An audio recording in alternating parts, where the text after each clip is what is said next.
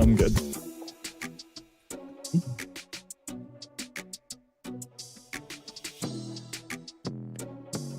And we are live. Welcome to the NBA Deeper Dive. It is Tuesday, February 25th. I am Josh Engleman. I'm joined by DK. We are brought to you by the Welcome Back promo. And we've got a 7-game slate ahead of us with very weird setup. Yesterday was very early. Lots of games locking at 7. Now we got a pack of them at 8. We're all spread out. We're going to be set up for some late swaps. We finally got the Hornets news. They're missing everybody, which should be really fun to talk about. I'm kidding. It will be awful. But we're talking about it nonetheless because this is DFS and everything's in play. So hit that like button, subscribe to the channel, hit the notification bell so you know when everything goes live, and follow us both on Twitter. DK, what's good, man? How are you? Doing pretty good. Yeah, I might watch my first NBA game in a long time. I'm going to watch Luka revenge game tonight. So I'll probably turn that on. But other than that, yeah, solid, decent 7-game slate. We have some pretty shitty games. Like you said, we unfortunately had to talk about the Hornets, but a couple good games mixed in there too. So yeah. Luka revenge game. Is it revenge if the team itself, well, like everybody other than management of the team is on team Luka? I've never had anybody get revenge where like everybody's on the revenge side. Right. Yeah. So technically not really, but yeah. Like he would probably get cheered in Dallas if this game were in Dallas. Yeah, for sure. Which would be an interesting dynamic. Oh, man. Well, that will be fun to talk about. That'll be the last game we get to. There's a couple landmines that we have to talk about before that. You ready to get into this one? Yeah, let's do it, man. All righty, here we go. Let me get the most recent injury report pulled up, which I have. And that lets us get to the Boston Celtics. They are 11-point favorites in Toronto, 226 total. Now, they're already without Drew Holiday, who's sitting for rest. Luke Cornett is out for personal reasons. I don't know if he's having a mini unicornet. That'd be fun for him. Otherwise, everybody's just in. Until you get to Al Horford, who could really complicate matters here.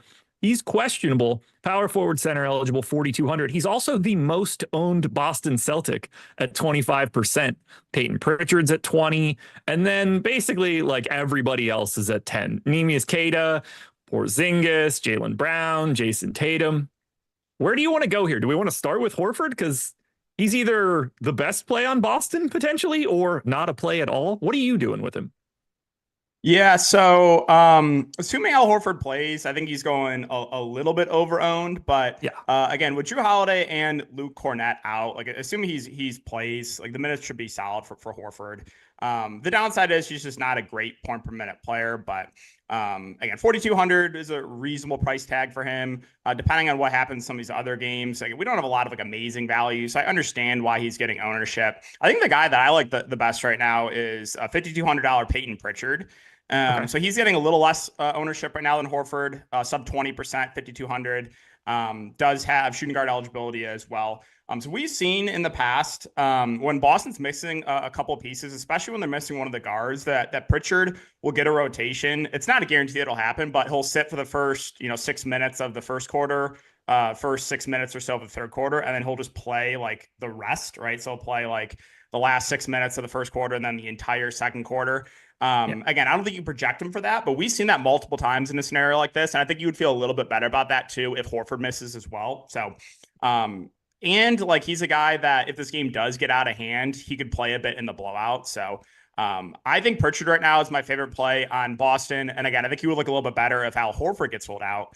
The question is if Horford gets rolled out as well, then we have to start looking to like Neemias Queta probably min price, I think would be a viable value. Yeah. I think that Sam Hauser would look better as well. Hauser right now not getting much ownership. He's like completely unowned, but he's another guy that would benefit in a scenario where Al Horford sits as well. So yeah, the Horford news is actually pretty important on this 7-game slate.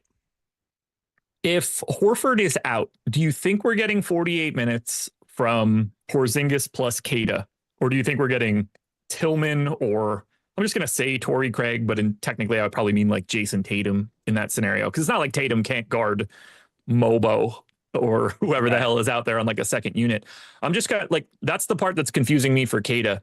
Because he's 13% owned. He's flat 3K, center only. But I'm just nervous. Like, can Can he get a bunch more minutes?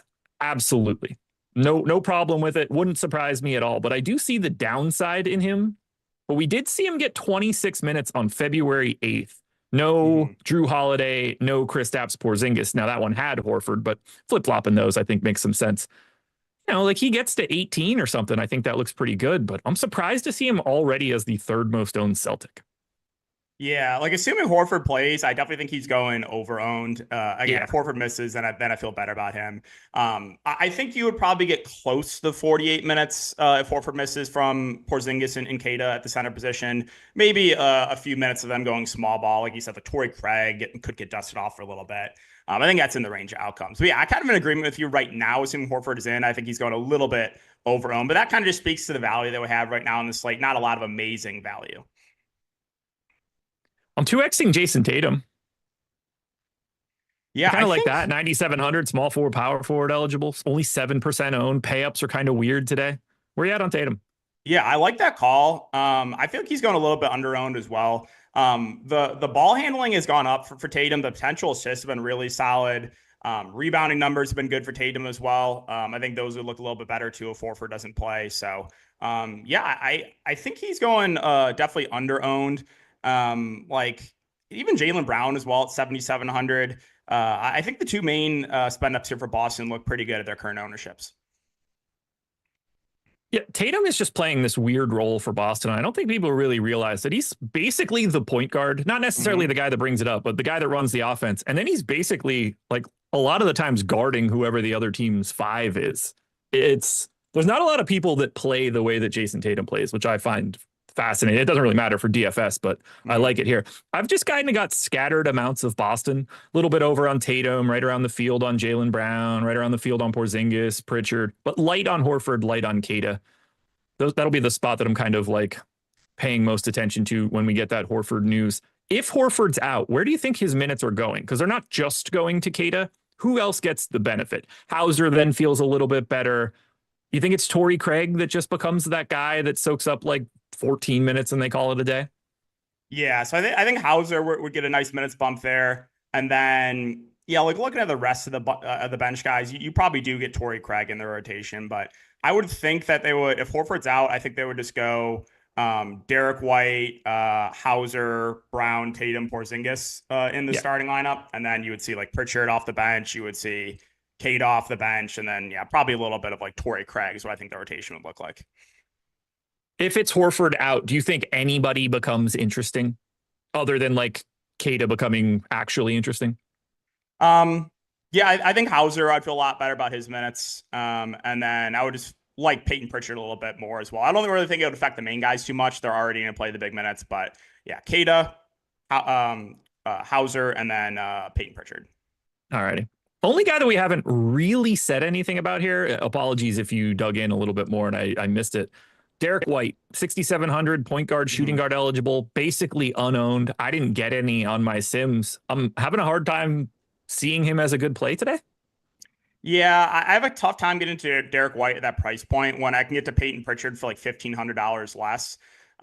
So that's kind of the reason for me. So yeah, I think, and he's just kind of in that weird price range where I think I'd rather spend up a little bit for either like Tatum or Brown, or again, spend down on one of the cheaper guys. So yeah, not much interest in Derek White, even though he's not getting a ton of ownership either. All righty. So everybody, the thing you need to pay attention to here, this is the only 7:00 game.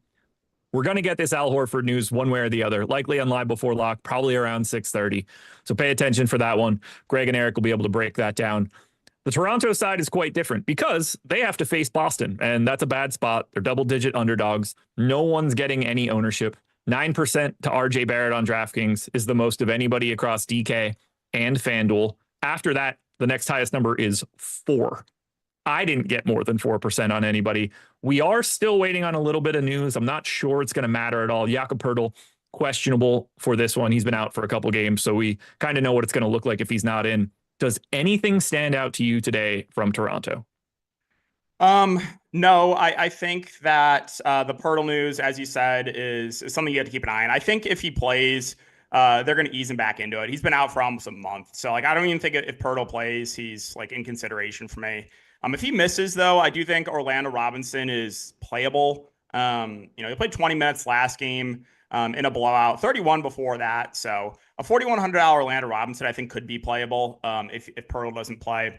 And then $6,900 Emmanuel Quickly, I think, is viable in GPPs. So he played 30 minutes last game.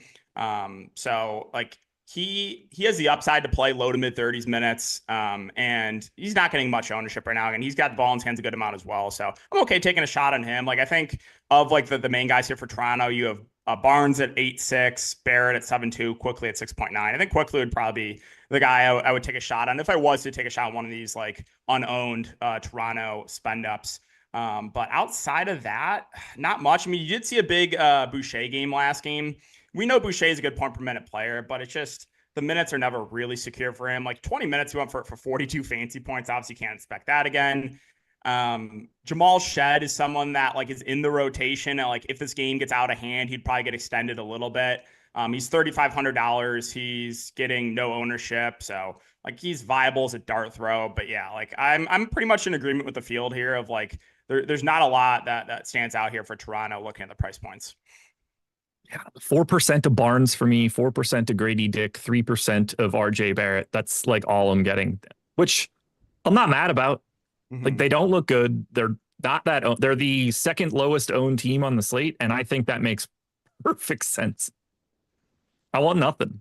I wish Jakob Poeltl being out would like matter, but he's been out for a couple games at this point, so it's just like, yeah, maybe Orlando Robinson looks okay. That's the best we could take from this.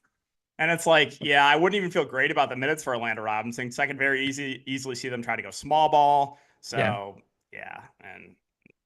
even if Pearl goes rolled out, it's not like Orlando Robinson becomes like a great value or anything. No. I got nothing else for Toronto. So let's take a quick peek at OddsShopper and the Portfolio EV tool for this first game and see if anything at all is popping up for either Boston or for the Toronto Raptors. For right now, the highest OddsShopper rating for Boston is Jason Tatum under 6.5 assists, -140. It's a 3 OddsShopper rating on Fliff, but 12% historical ROI right now. Looks like a really good one if you're looking to grab anything from the Boston side, and maybe you're not a huge Tatum fan tonight. On the Raptors side, this is going to be the only way. I will really enjoy unders on the Raptors, but they don't really exist. Less than 1 OS rating on a Scotty Barnes prop and a Jamal Shed prop. So nothing we're able to squeeze out of those guys. Schedule for the rest of the day, very easy. Live before lock, coming up next. Eric, Greg, 6 to 7, breaking down whatever news shows up from 6 to 7. They might actually have like the tamest live before lock they've had in a while, because unless something weird happens, like Scotty Barnes or Jaylen Brown or Jason Tatum happen to be out of nowhere, they might actually be able to start a live before lock without having slate altering news for the first time in what feels like weeks.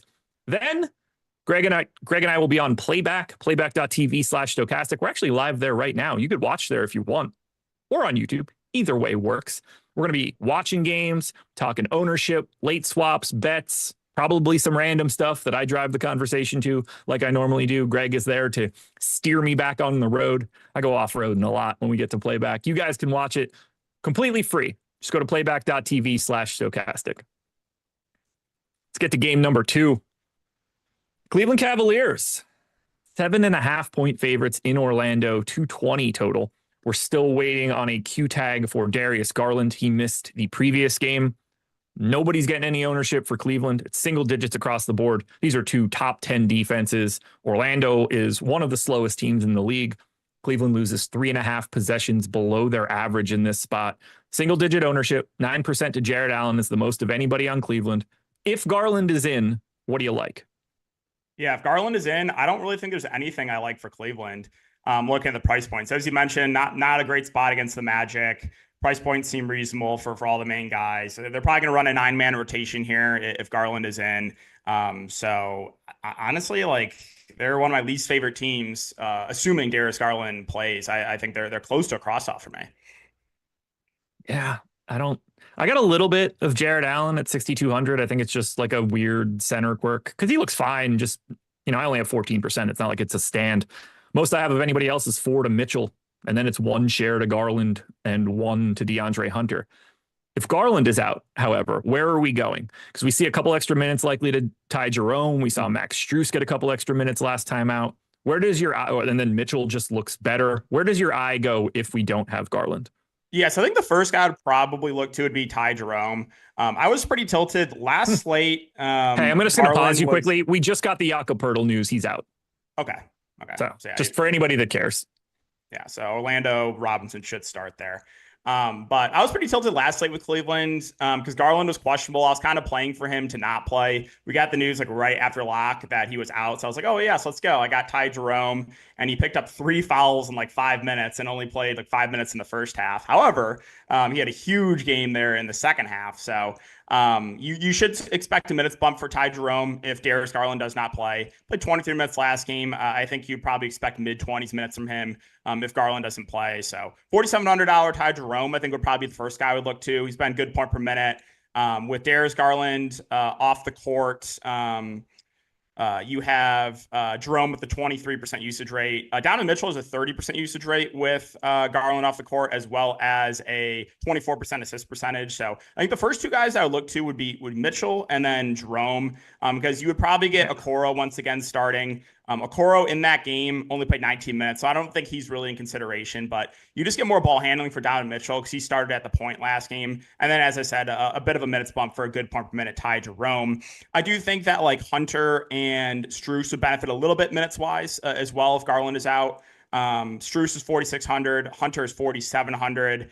I think those guys would be playable in GPPs. And then last game I was looking into it. Evan Mobley with Darius Garland out had 15 potential assists. I think that's a bit of an outlier, but again, you would get probably a bit more playmaking, I guess, for Evan Mobley. So I think he would look a bit better as well. So this team would be more interesting for sure if Garland doesn't play. And right now, based on the reports, I think it's about 50-50. I don't have a strong lean on if Garland's going to be in or not. Let's see. How many minutes can we realistically project Ty Jerome for here? 22, 23, something like that? So it's tough looking at the rotation last game just because he got into foul trouble and then he just played like so well he closed. I mean, if Garland is out, I think, yeah, probably like 23, 24 minutes is what I would do. I have him at like 4.7x. If he does that, that's going to be pretty uneventful if that's the case. Even like I'm not sure it's going to even really create much other than sort of liking Mitchell and Mobley a little bit more. I'm not sure I'm going to be getting to the value guys as much as you would expect to get to. That's kind of like, I think it's just a matchup thing. Even freeing up his minutes, just we're running into a terrible spot of slowness and defense. I keep looking at it, but you know, Max Strus, 0.75 fantasy point per minute guy. DeAndre Hunter, 0.85. Merrill, 0.7. Dean Wade, 0.7. Okoro, 0.65. Ty Jerome is a real one, but I don't like, you're not going to be able to project him for enough real minutes. So I'm not expecting to get a lot of Cleveland.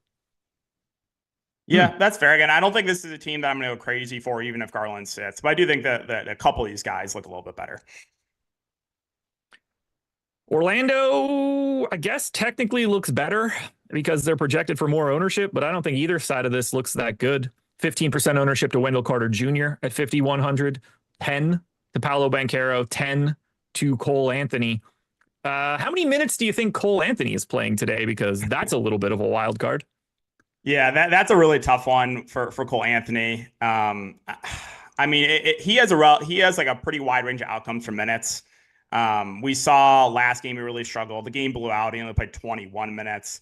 We've seen previously, though, if he's playing well, he has 30 plus minutes in the range of outcomes. So yeah, he can play anywhere from like low 20s to like low 30s minutes. So like, yeah, relatively wide range of outcomes. He's not getting a ton of ownership though, sub 10%. So he is playable in GPPs, but yeah, I think you probably project him for like mid 20s, but obviously he has upside to play more if he's playing well. Franz Wagner, Paolo Banchero. You can only have one. Who is it? Because Paolo, 10%. Franz Wagner, 5%. I prefer Franz. And it's not because of the ownership. Yeah, I mean, neither are getting a ton of ownership here. I'll side with Paulo, even though it's getting a little bit more ownership just for the $400 price decrease. But I don't have a super strong lean with those two. Why do you prefer Franz? It just grades out a little bit better for Yeah. me. They're basically same per minute dudes, slightly more expensive price for Franz. I just think small forward's harder to fill than power forward, and I think that's what's leading me to get to him a little bit more. This is just a team with no MPEs. It's crazy. Paolo, Yeah. power forward. Franz, small forward. KCP, shooting guard. It's like these guys all play more than one position. What are we doing here? Right. But I mean, ultimately, I have 7% of Paolo and 1% of Franz. I'm just not getting here. A little bit of Cole Anthony, hoping that he plays for 32 minutes today instead of 22 minutes. No confidence. And then John Isaac just doesn't play enough for me to feel good. I just don't like the Orlando side all that much. Yeah, I mean, this is a pretty boring game in general. Again, I think like Carter Jr. is the easiest to get to. He's in the most ownership, but he's still not like a play I'm gonna like be getting like an insane amount of exposure to. So, yeah, I mean, Orlando runs a pretty deep rotation too, so that's another downside. Let's check and see if we have any Cleveland Cavaliers or Orlando Magic bets. As of right now, Cavs 3 OddsShopper rating under 2.5 threes for Darius Garland. Maybe you think he plays and is mildly limited. I don't know. Donovan Mitchell under 24.5 points does have a historical ROI in the negative. So if that's not your cup of tea, go ahead and skip that one. It's only available on ESPN. For the Magic, 1 OddsShopper rating, highest we've got. I'm just waiting for that 10 to show up so we could really jam in one of these plays. But let's get to Milwaukee and Houston. Another game with basically no ownership. Milwaukee currently the lowest owned team on the slate. 5% to Giannis is the most of anybody on DraftKings. 12 to Damian Lillard on FanDuel, where he's $400 cheaper. I got 3% of Giannis. It's the most I have. Bucks are 3.5-point dogs in Houston. Do you want to get to anything for Milwaukee? Yeah, it's a tough matchup. It's nice to see that we got the minutes increase finally for Giannis. He played 32 minutes. I think he could play a little bit more in a game like this. So at 11K, basically getting no ownership. I do have some interest in him as a contrarian spend. I think he's going a little bit under owned just because like I think he's got like 35 minutes in his range of outcomes for sure. But as you mentioned, just a really, really bad spot here against Houston. $9,300 for Dame, I think is pretty hard to get to on this slate. I would just rather take the shot on like unowned Giannis as opposed to unowned Dame.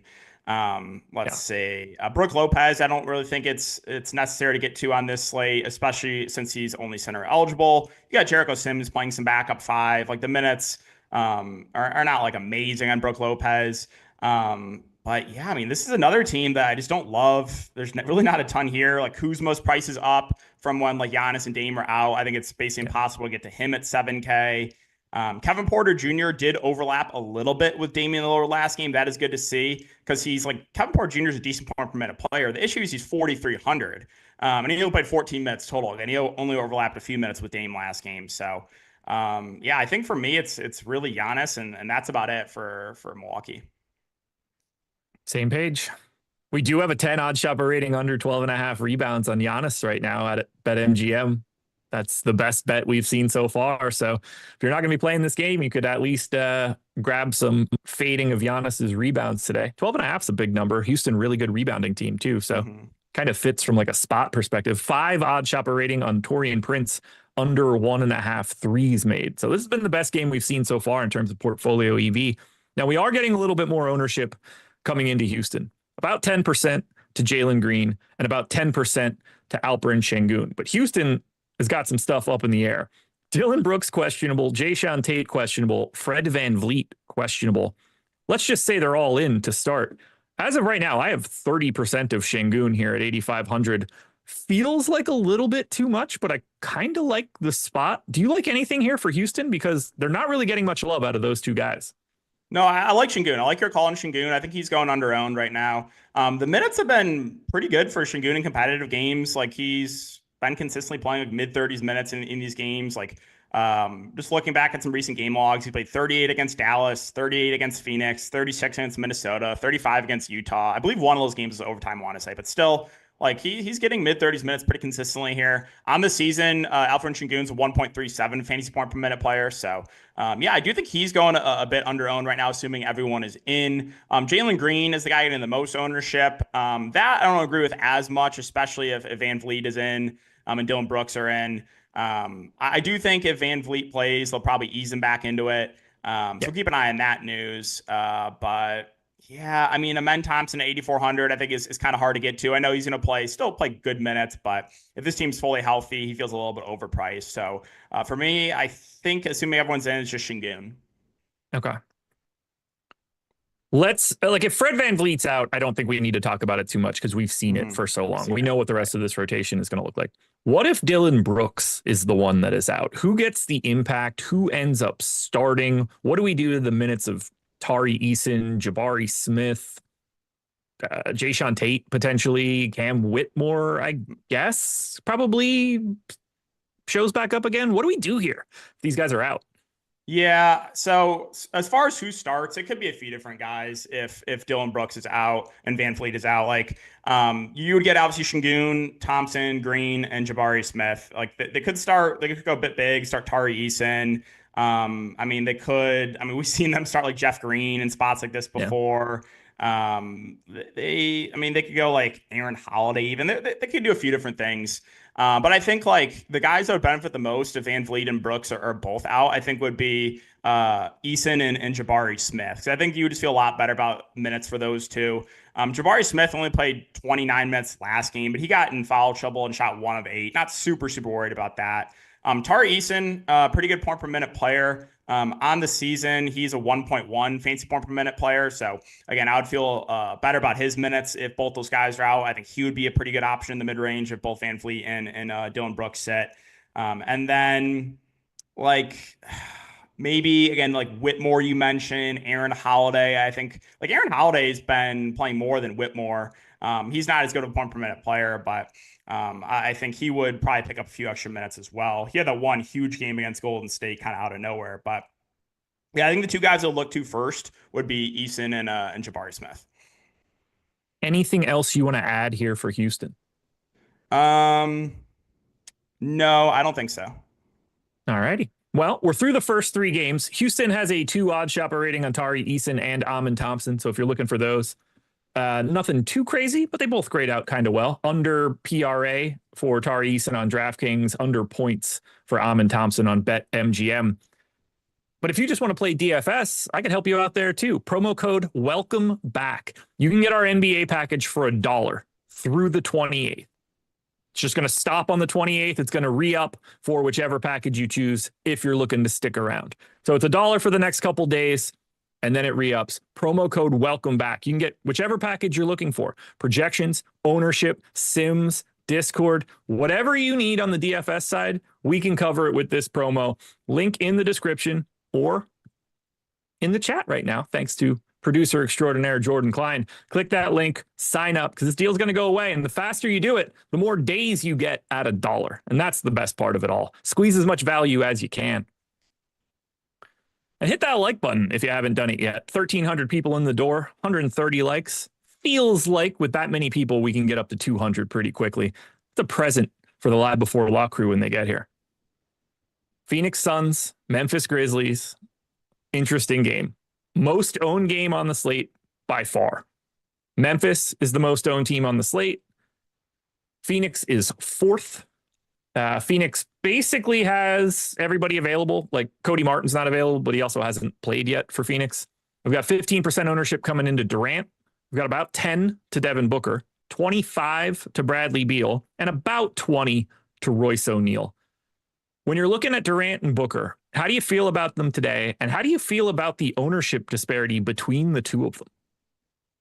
Let's see. Yeah. So 9K for Booker, 8,900 for KD. KD getting about 2x the ownership of Booker right now.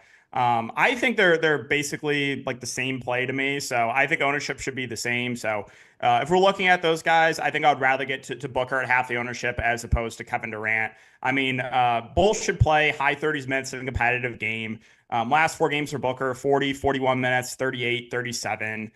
Kevin Durant, 39, 38, 40 minutes over the last 3 games. Like Phoenix has been running a pretty tight rotation. They're giving the main guys a lot of run. Like Beal played 41 minutes, got subbed out for the last minute as well. So yeah, I think both KD and Booker are good plays, but I think I'd rather get to Booker at half the ownership as opposed to KD.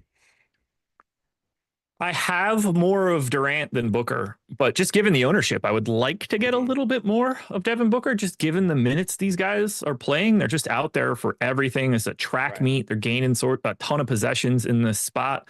But I have a little bit of both of them. And then I'm matching the field on Bradley Beal. I've got 25%. He's 6,400. He's shooting guard, small forward eligible. He's starting. He's playing as much as he can. When he's healthy, I guess I kind of want to do that if these minutes are just going to be there and they're going to jam these starters and try and save their season. I mean, the season's dead, but they seem to be still trying to save the season for reasons I don't totally understand. What do you want to do with the rest of these guys, though? Beal, Royce O'Neal, Nick Richards, and Mason Plumlee are both getting a little bit of love. I mean, that's when it starts to get gross. Yeah, I think Beal's one of the better plays right now in the mid-range. Since he's moved in the starting lineup, again, the minutes have been very solid from 38 against Chicago, 41 against Toronto. He only had 1 assist last game, which kind of tilts me. I had a bet on his over assist, but he made 51 passes, made a 9 potential assists. So he just got a little bit unlucky. Again, with Tyus Jones' role decreased, you just get more ball handling for Booker and more ball handling for Bradley Beal. So even though Beal's getting the most ownership right now on the team, I still really like him. As I mentioned, I think he's one of the best plays in the mid-range.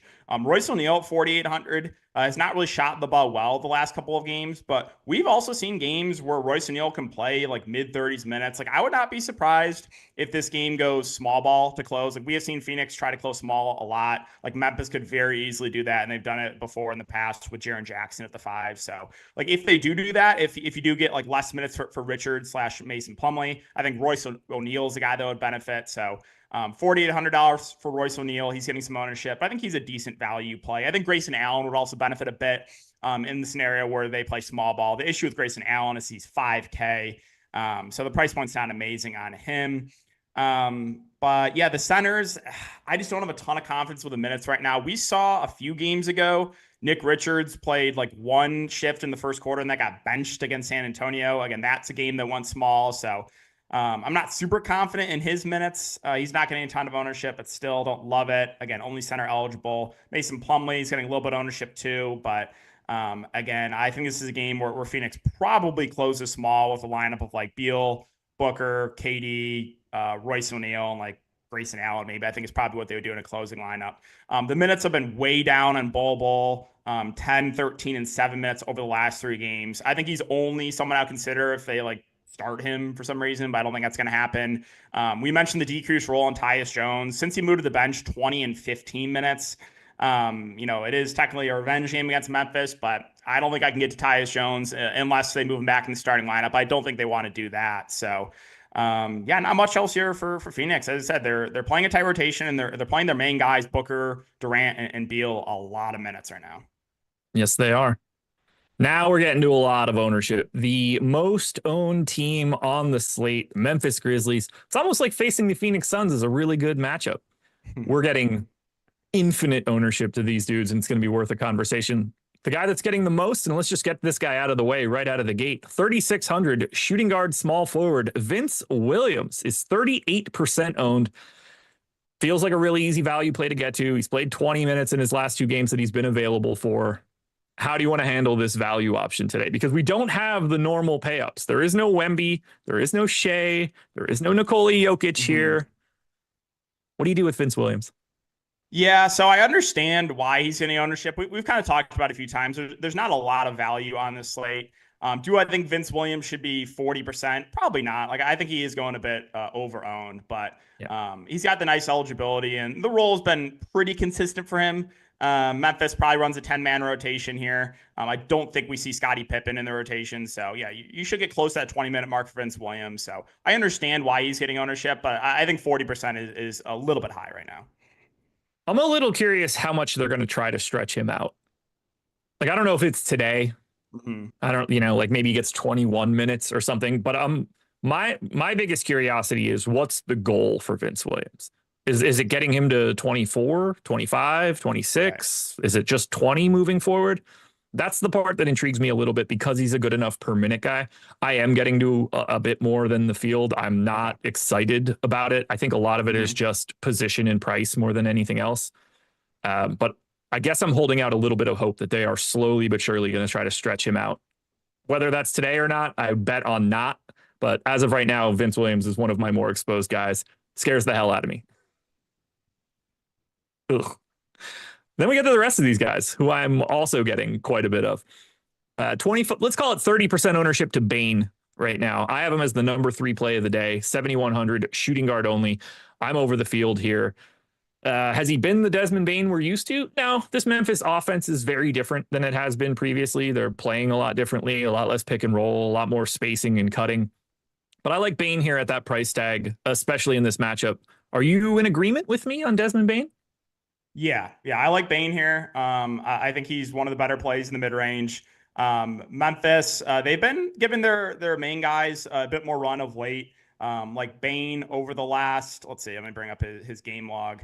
Last few games for Bane, 37, 33, 36, 35 minutes. So, I think he looks like a pretty good option right now. Again, great matchup for Bane. John Morant getting about half the ownership of Bane, I think also looks pretty good. On the season, John Morant's a 1.33 fantasy point per minute player. As you mentioned, like his minutes have ticked up a bit as well, 33, 34 minutes. So he's someone I've been clicking at low ownership recently. It has not been working out. It's been tilting me, but I still like him here. He's getting a bit more ownership than he has been in the past, but $8,100 I think is a bit underpriced. So yeah, the two main guys here, Bane and Ja, I think look pretty good. And then I do have some interest in Jaren Jackson as well. He's gotten in foul trouble the last 3 games. So the minutes have been amazing on him, 25, 27, 30 minutes, but I think if he avoids foul trouble and he's playing well, he definitely has like mid-30s minutes in his range of outcomes. And if this game does go small, which I think it will to close, like he's a guy that would probably close at the 5 and benefit there. How many minutes is Santi Aldama playing today? Because I never feel like I can predict them. Last 2 games, 29 and 31. Previously, 25, 24, 23. He's pulling 23% ownership. I'm dead even with the field at 5,100. I only gave him 25 minutes, so I feel pretty good about it because I think there's some upside there. But what are you doing with Aldama? Because he's the biggest wild card to me on this team. Yeah, I think you probably give him around 25 minutes. I think that's pretty safe. But he's another guy that's like a pretty good point per minute player. So if he gets like the minutes we've seen in the last couple of games, he could be a really good point per dollar play here. He's 1.44 or 1.14, sorry, fantasy point per minute player on the year. So yeah, I like a $5,100 Aldama. He's getting ownership. I think he should be. So yeah, like I think mid 20s is probably like safe, like where you project him for, but he's playing well. You could see close to that 30-minute mark what we've seen the last few games. Anything else here for these guys? Zach Edey's getting about 10% ownership. That's kind of it for anybody getting any real love. I got the 8% of Edey, 4,500. He just kind of plays like 20 minutes a night. It got 25 last time out, but is Edey a guy for you? I mean, I think he's playable in tournaments. I don't have a ton of confidence in the minutes. Again, if this game goes small, he's probably someone that would get affected there. Luke Kennard, I think, is a little bit interesting in GPPs. Right now, he's getting basically no ownership, but with Pippen like kind of out of the rotation, his minutes have been a little bit more secure of late. So I do think a $4,100 Luke Kennard is viable in GPPs. All righty. Let's check and see if we have any portfolio EV plays for the Phoenix Suns right now. And the answer to that question is yes. Bradley Beal under 27.5 points, rebounds, and assists has a 4 OddsShopper rating. Minus 115 sitting out there on BetMGM. And then for the Grizzlies side of this one, OddsShopper's Portfolio EV, 6 OddsShopper rating, under 14.5 PRA on Vince Williams, under 7.5 rebounds on Zach Edey. Couple solid plays here coming out of the Portfolio EV tool for the Grizzlies and the Suns, but I got to hit on one big thing. Super chat that just came in, and it is massive. Tyler Scanlon, congrats, just right out of the gate. Said, thank you guys for being the best in the business. Sims tools, the takes, and a 25-point comeback by the T-Wolves helped me take down 100K on DraftKings last night. Good luck tonight, everyone. Clap it up for Tyler here. Love to see it. Not only that, but he took his foot and pushed it right on the neck of CEO extraordinaire Tom Kennedy, finishing second behind Tyler. Couldn't run him down. I think Tom was actually in first and it got stat corrected out, which is brutal. But shout out to Tyler, man. 100K must have felt pretty damn good when you woke up.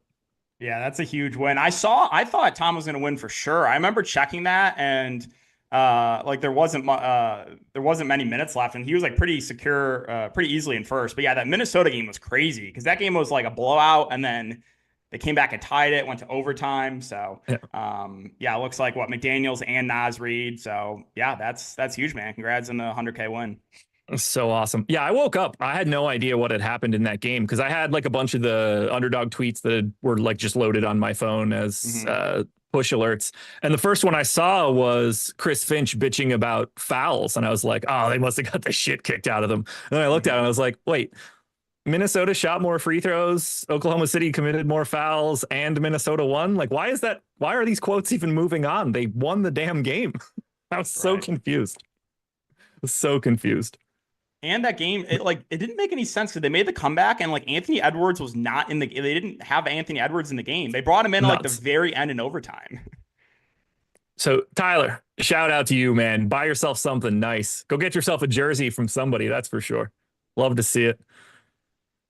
The San Antonio Spurs, future home of Cooper Flagg. 3-point dogs in New Orleans, 239 total. Not a ton of ownership coming into San Antonio, a lot more coming into the Pels side, which we're going to get to. But as we look at these Spurs, they're going to be without Charles Bassey. Gets back for a little bit, right back out. So adios to Bassey for this one. Looks like we're going to get another Bismack Biyombo game. We're getting about 15% ownership to Fox, about 15% to Chris Paul, 10 to Keldon Johnson. I am not a huge fan of San Antonio here today. I'm under on all of these guys. I didn't even get to double digits of Fox. I am not a big fan of the Spurs today. Are you seeing these guys any different? I think I like Fox more than his current ownership. He's getting 17%. He's $8,700. He's going to lead the team in usage here with Wemby out. He's playing pretty good minutes in competitive games. Played 37 there against Phoenix, only 30 in a blowout against Detroit, 34 in a blowout against the Pelicans. I think you're probably expecting mid-30s minutes for Fox. So, yeah, I like the ceiling on him. Again, 17% feels a little bit light. So he stands as a pretty good option. No Charles Bassey, as you mentioned. So you should get Bismack Biyombo starting. He played 30 minutes actually last game. I don't think you expect 30 minutes again from Biyombo. If they do kind of limit the minutes on Biyombo, a guy that would benefit would be Jeremy Sohan. The issue is that Sohan is $6,500, so like he is just kind of overpriced. But I would not be surprised if Sohan plays more than the 21 minutes that he played last game.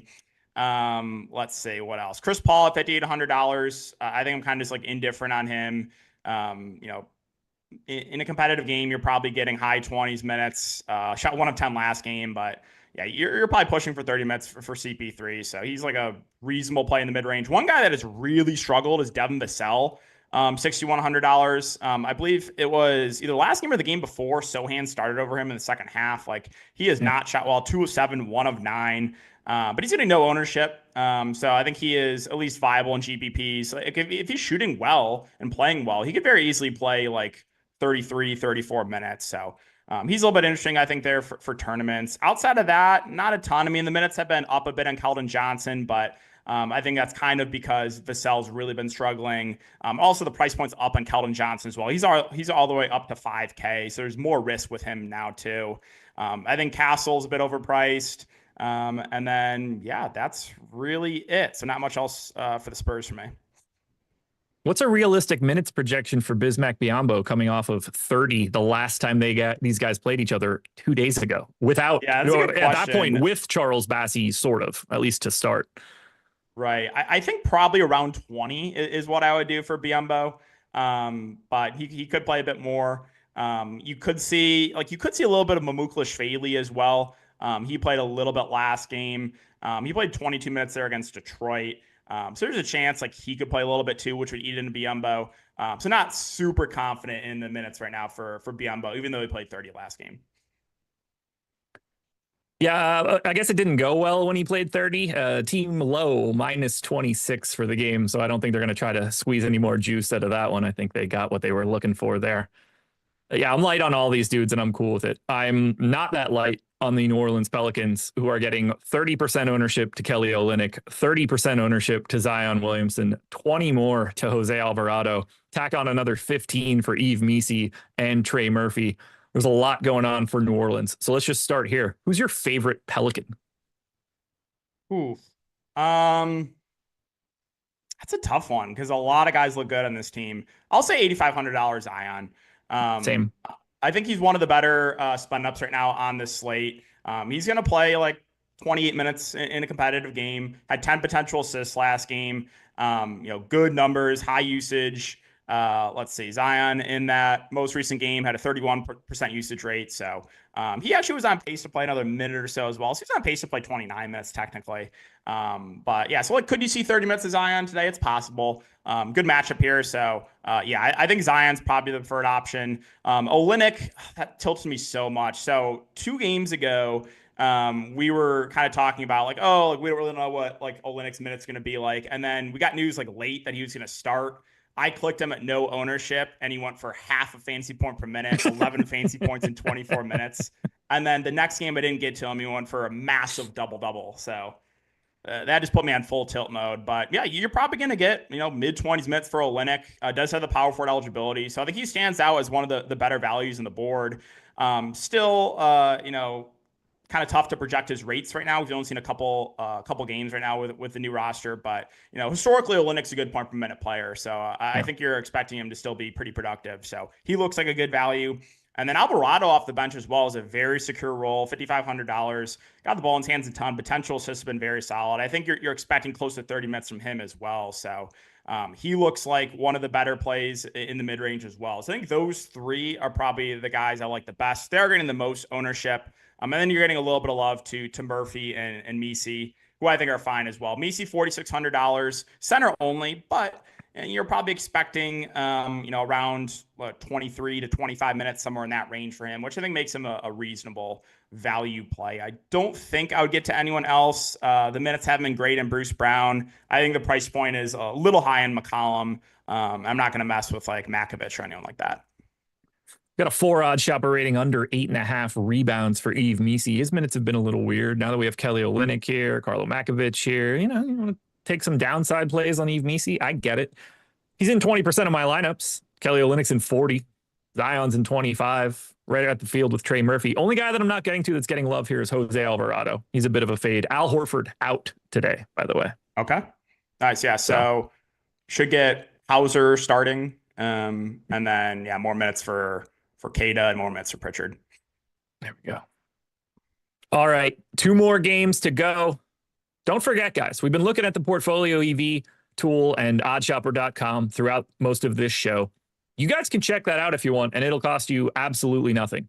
If you've never signed up there before, you can get a 7-day free trial by clicking the link in the description. Maybe Jordan will drop that into chat as well. Get OddsShopper ratings, projected EV, your bet sizing, odds boost calculators, parlay builders, live odds. You can shop around all the sports books, and you can test it all out for 7 days for no cost to you whatsoever. We're talking about it all the time. We got plenty of different people at OddsShopper and Stokastic putting out betting data using OddsShopper and the Portfolio EV tool every single day. Everybody's doing great. Bankroll challenge from Greg, bankroll challenge from Nathan. Aton had a unit building contest going on. Everybody's got a little bit of something. Lindy's putting out videos every single day. OddsShopper's killing it, guys. Come in and check it out. 7-day free trial. Oh, God, I don't even want to talk about it. I can taste talking about Charlotte in my mouth. 17.5 point underdogs in Golden State. 217.5 total. Charlotte is without LaMelo Ball, Daquan Jeffries, Josh Okogie.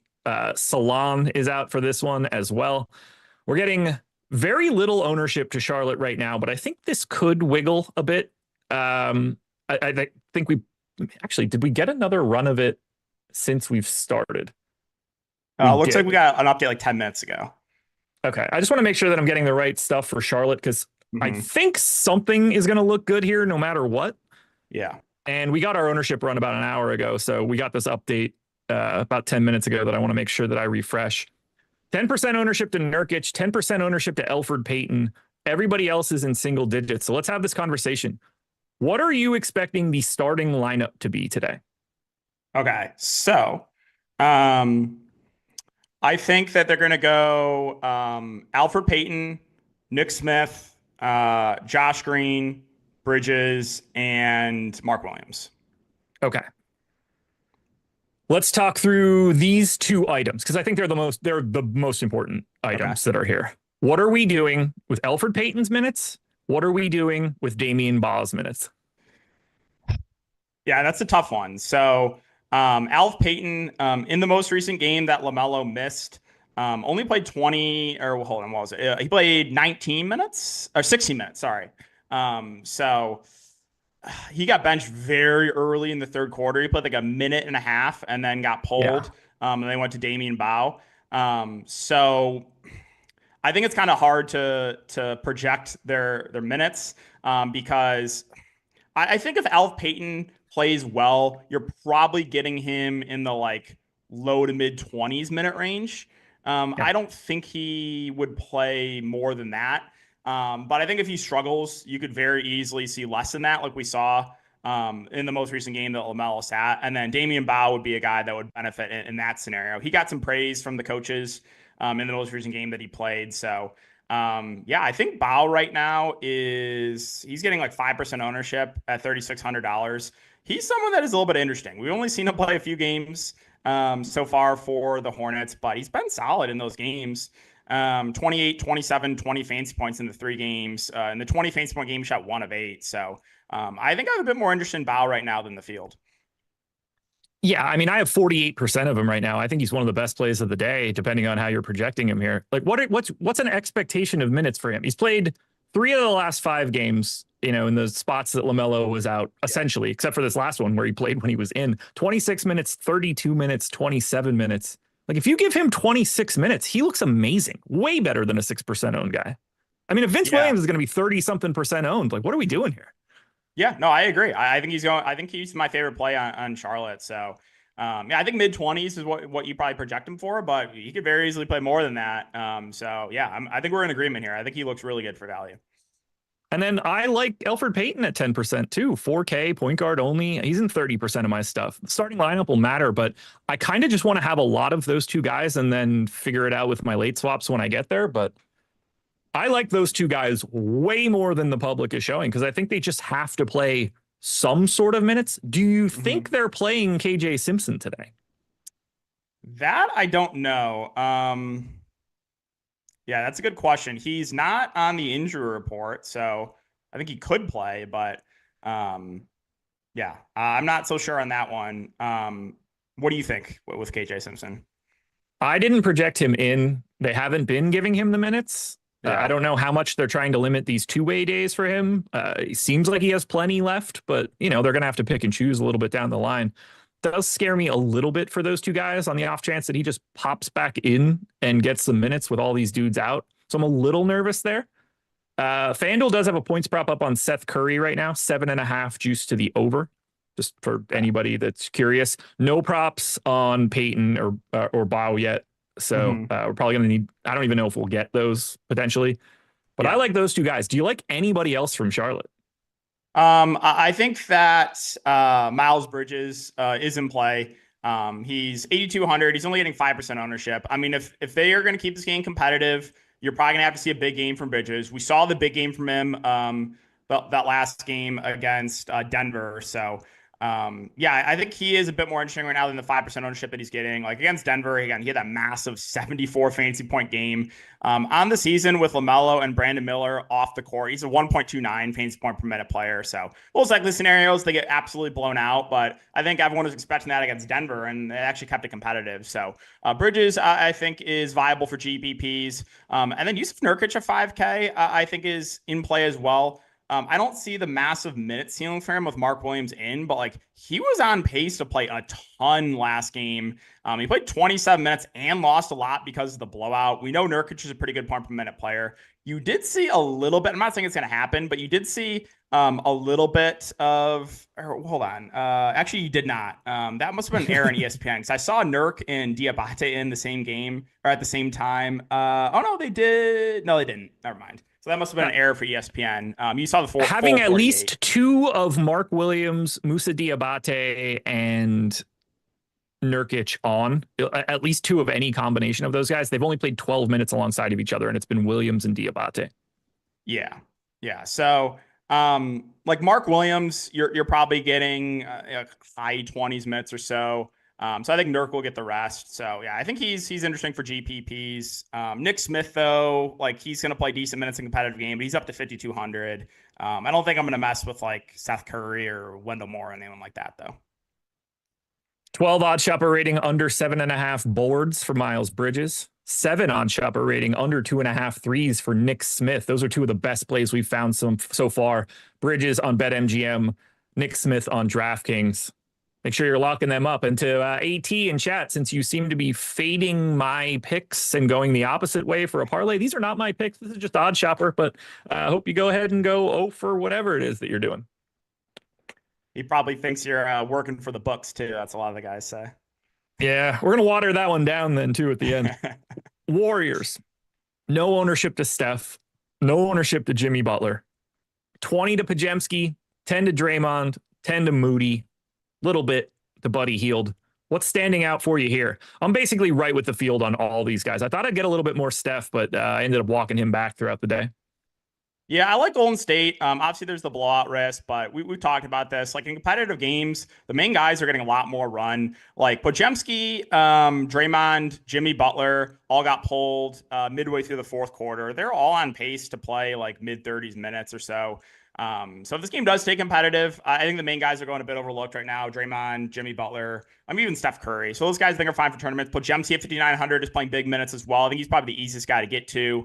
Moody and Hield are viable as well because of their price points. 4,900 for Moody, 4,200 for Buddy Hield. Probably not going to mess with Looney or anyone else. But yeah, the main guys plus those value plays I think are going a little bit under-owned right now. We got one more game left. It's the main event of the evening, at least from watching basketball perspective. From a DFS side, it's not that great. Dallas Mavericks, Los Angeles Lakers. Probably not the way Dallas was trying to draw this one up. No AD, no Daniel Gafford, no Derek Lively, no Caleb Martin. Q-tag Dwight Powell. That might change things. Q-tag PJ Washington. Assuming everybody's in, the most I got of anybody is 5% to Klay Thompson. Najee Marshall is the highest owned guy at 10%. You like anything here for Dallas if they're playing? I do. I think PJ Washington is one of the best tournament plays right now in the slate, his current ownership. Only getting about 5%. 7,400 is a reasonable price point. I'm pretty sure he's going to play. They've had him listed as questionable last couple games with this ankle sprain, and he's played through it. Only played 20 minutes against Golden State, but that was a massive blowout. Didn't play any fourth quarter minutes. Against the Pelicans, he played 37 minutes. He's going to play a decent amount at the 5. Again, Dallas is relatively, shorthanded here. So, yeah, I really like PJ Washington. As I said, I think he's one of my favorite tournament plays of the slate right now. I get it. He's going to have to, like, if he can play, we saw the minutes last time out. So, like, we know that they are in him. 7,400 power forward center. I get the appeal. On the off chance that PJ Washington is out, is there any chance you're going to a 3K Dwight Powell?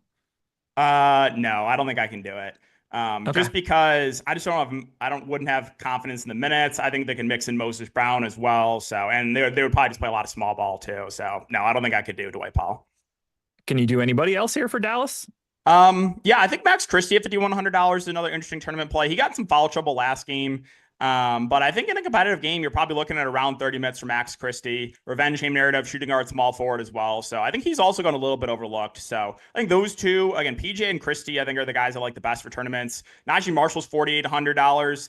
If they do go small ball, which again, they're going to have to for a decent amount of this game, he's probably some of the benefits a bit as well. So he's another reasonable value play. I'm not as interested in like Klay or Kyrie, but yeah, I really like PJ. I think Christie's going under-owned. I think Najee Marshall's a solid value. Exum, he's the downside of the Exum is I don't really see the minutes upside for him. He's kind of capped at around 20 minutes. So I think I'll just rather take shots in other value plays. Do you want to take some shots on the 35% owned Luka Doncic, who I have ranked as the #1 play of the day? He's in 60% of my stuff. 10-5. This is what the value of Vince Williams gets you, or those idiots from Charlotte. Give me all the Luka in this spot, man. He is going to nuke these dudes. Yeah, I think Luka is going to be very popular here. I think he's probably your easiest spend up to get to right now on the slate. He played 30 minutes last game, 30-31, I guess. He lost the last 3 minutes or so because of the blowout. So I think you're probably expecting close to 35 minutes from Luka in a competitive game. He does feel underpriced here. So yeah, I think Luka looks great. If you want to look to LeBron at about a fifth of the ownership to Luka in tournaments, sure. I think it's viable, but yeah, I think Luka is one of the better spend ups for sure. Looking at the rest of this team, though, I don't think there's a ton else. Jackson Hayes, I don't have a ton of confidence in his minutes, especially with Dallas probably playing small ball. I think Dorian Finney-Smith is someone that would probably benefit if they go small, but I don't really see the massive ceiling on him. So, and then Reeves, I think, is a bit too pricey too with Luka and LeBron in. So really, it's just like Luka, LeBron, and that's it. Agreed. I have 15% of LeBron, 60 of Luka. 7 OddsShopper rating under 24.5 points for LeBron. Is he going to defer? Give Luka the ball? I like that under. 4 OddsShopper rating under 18.5 points for Austin Reeves. If you're team Luka in this matchup, those bets certainly fit the bill. DK, 7 games up, 7 games down. Tell the people where to find you.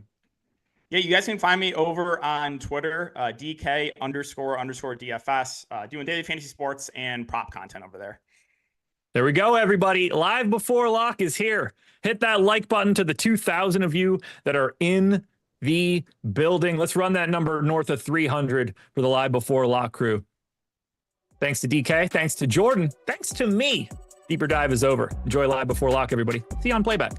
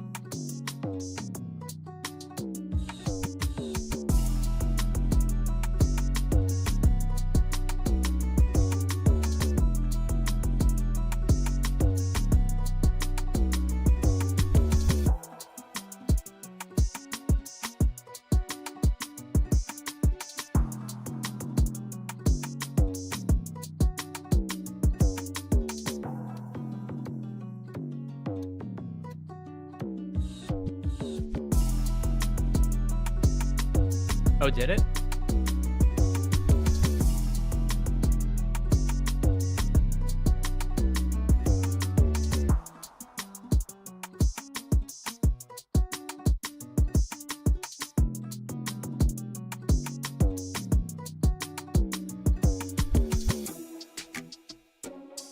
Had to minimize it 75%, and I was able to get to it, and then I fixed it.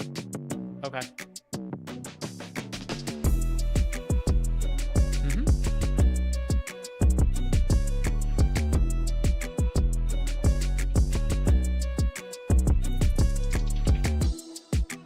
What is happening, everybody? And welcome to a live before lock where I'm going to do this again, Eric. Second day in a row, I'm going to do this. Shouldn't be a ton of news happening during the course of the show today, so it should be pretty smooth sailing here. I don't think we're going to see anything that should be too impactful for our lineups today. Of course, I said this yesterday, and what ends up happening, you had Vooch, who was probable, get downgraded to out over the course of the show, and I royally ended up fucking up my lineups in the process, where I just uploaded the wrong CSV as we got there, which it'll happen a couple of times per season while you're doing shows. Now, with that, normally me. Some player, what was that?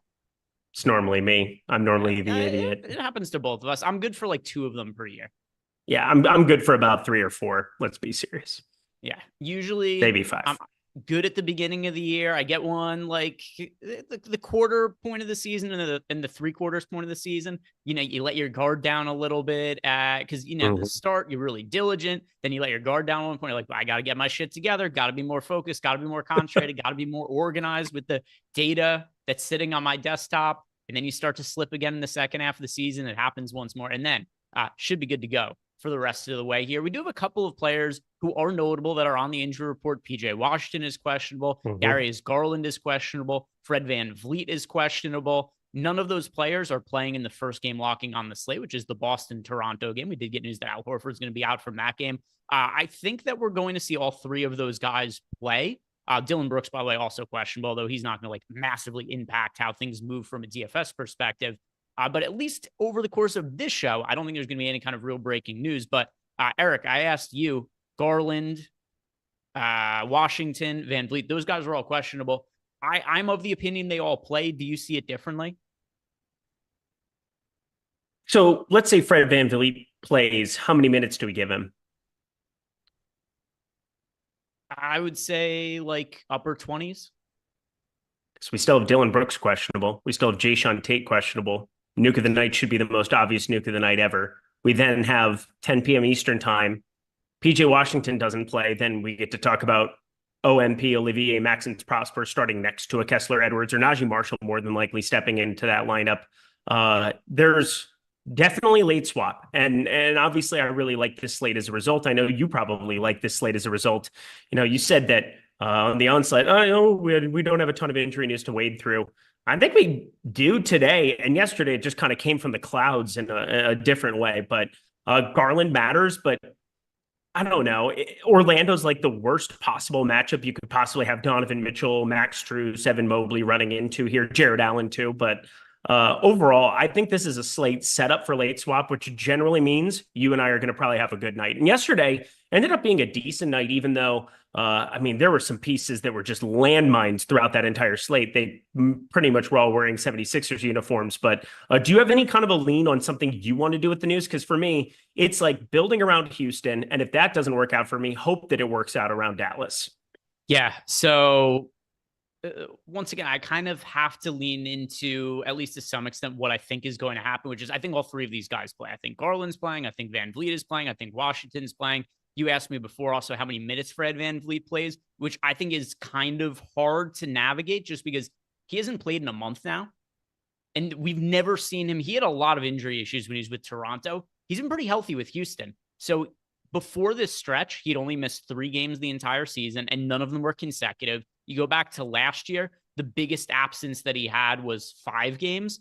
So we haven't seen really long layoffs for VanVleet since he's been on Houston, which is why I think his minutes are so tricky to nail down for today. But it stands to reason because of the layoff that he's not going to be playing full minutes at the very least. So that's where I kind of land on the upper 20s minutes, which what does that do? It makes other players on Houston look much less appealing. It's going to take the ball out of their hands. Then also consider we've got somebody like Jabari Smith, he's back in the mix for the team, whereas he had been out for a really long time. And then players also are kind of priced up because of the long time that Fred VanVleet was out for. So you got like Thompson, he's more expensive. Jalen Green is more expensive. So I think Houston is pretty unappealing because their prices if everybody's going to be out today. And even if we do get Fred VanVleet sit, well, they're priced for him to sit. If he comes back, even if it's limited, it's going to make him not look great, but it's going to cut into some of the other guys. You mentioned Darius Garland. If he ends up sitting, it's still not a great matchup for Cleveland, though I think we're going to see Garland play today. And then PJ Washington also listed as questionable. I tend to think he is going to play today as well, just because I know this game, based on the standings, isn't really high leverage, but based on just this kind of rivalry and the narrative around the Lakers and Mavericks, it's going to make this an artificially high leverage game. And that's why I think PJ Washington more likely to play than sit. Yeah, I'm with you there. I think most of these Q tags are more likely to play, so I'm with you there. But the Houston one, I think specifically Dillon Brooks has a chance to really change the slate for me and what I'm planning to do with one guy in particular, that being Cam Whitmore, if we're being just dead honest. Like, he's 4,100 with the multi-positional eligibility. I don't know how many times I can nuke Cam Whitmore, so I will not be nuking him today at 4,100. But shooting guard, small forward, if you get that if you get that opportunity to have Dillon Brooks specifically out, I think that opens him and unlocks him a little bit more. But, Fred VanVleet being back into the mix would definitely temper interest. You're definitely looking at Jabari Smith, Tari Eason, all of those guys at the 3-4. They can be on the floor together. That I think that wouldn't be a huge issue. Very curious to see kind of the run out of this slate, but I'm with you. I think a lot of the Q tags more likely to play, but I want to have plans in place anyway. Yeah, and then some of these other guys, like you mentioned, Cam Whitmore. I don't even know that Cam Whitmore's in the rotation going forward. He only played 10 minutes last game, and that was with Fred VanVleet out. So he could get pinched out of the rotation. But Dillon Brooks, different position. It's a different position. It's like, Aaron Holiday, I think direct backup more than likely. Amin Thompson, we've seen play point guard now forever for Houston. I think that's a role he's probably more comfortable in. Reed Shepherd probably just goes to the ether. You're going to see no minutes basically for him there, but I do think if you get Tate Brooks out, you probably open up Cam Whitmore in some capacity. Sure, like if all those guys are out. But I'm saying otherwise, like I don't think Cam Whitmore's in the rotation going forward. I think he's still in the rotation, but yeah, as you said, 10 minutes is not what I'm looking for. Let's see, what do we have him projected? Just out of curiosity, we have him projected for 0.8 minutes today. Yeah, I think that's fair if everybody's in, but if everybody's out, those two, I'm looking at Dillon Brooks, Jayshawn Tate as like pieces of news that actually matter. And like, what's the overlap of Jabari Smith, Tari Eason there? Because Amin Thompson slides down to the 3. You get one of those two starting. It just becomes a guy at 4,100 that we know goes out and chucks. And if you can get 18, 20 minutes out of him, there's not this ridiculous value. Like, a lot of my value comes from Charlotte right now. I'm not sure what you think about Charlotte, but I think we're a little bit low on some Charlotte Hornets that I'm kind of interested in. I think Vince Williams is kind of the guy that everybody's clicking on today at 3,600. But just talking about this with 45 minutes before lock, like there's only one game locking right out the gate, Boston, Toronto. Then we get Cleveland, Orlando with the Garland news. And then the slate really begins at 6 p.m. Mountain time, because that's where I am right now, 8 p.m. Eastern time. I think that's when I'm going to make a lot of these decisions as far as like what I really want to be doing with like a Vince Williams specifically, because, he's going to be locking right in that same window. But I want to have some plans in place just because I do think that there's ways that Houston ends up becoming very undervalued throughout this slate. And then we do have the PJ Washington news that's waiting in the wings, and there's some value you can definitely mine out of that one, but harder to reach in your lineups. I think a lot of us are going to be building Luka into lineups here today with the news and things of that nature, but there's not really another popular piece outside of like, there's like no popular pieces from any piece of that game. So you don't have like other lineup spots that are being utilized for it. I just think that sets up for a really good slate where you can find some under-owned value. Shout out to Tyler Scanlon, who sent us a super chat and saw his tweet earlier as well. He says, "Thank you guys for being the best in the business. The Sims tools that takes in a 25-point comeback by Eric's Minnesota Timberwolves," which also means Eric should get some credit here because it's his team that he roots for. Even no Ant gets hurt down the stretch of the game. I know he came back for overtime, but one of the most insane, improbable comebacks we've seen of the entire season. Timberwolves down by a ton of points. And 16. Their two best players not available. No Rudy Gobert last night. And like I said, no Ant Edwards down the stretch of the game. They came back from a 25-point deficit against the Oklahoma City Thunder to end up winning that game. And that also won Tyler $100,000. He won the main slate last night on DraftKings. So shout out to Tyler. Use the Sims tools to take it down, which if you guys want to try it out, just $1.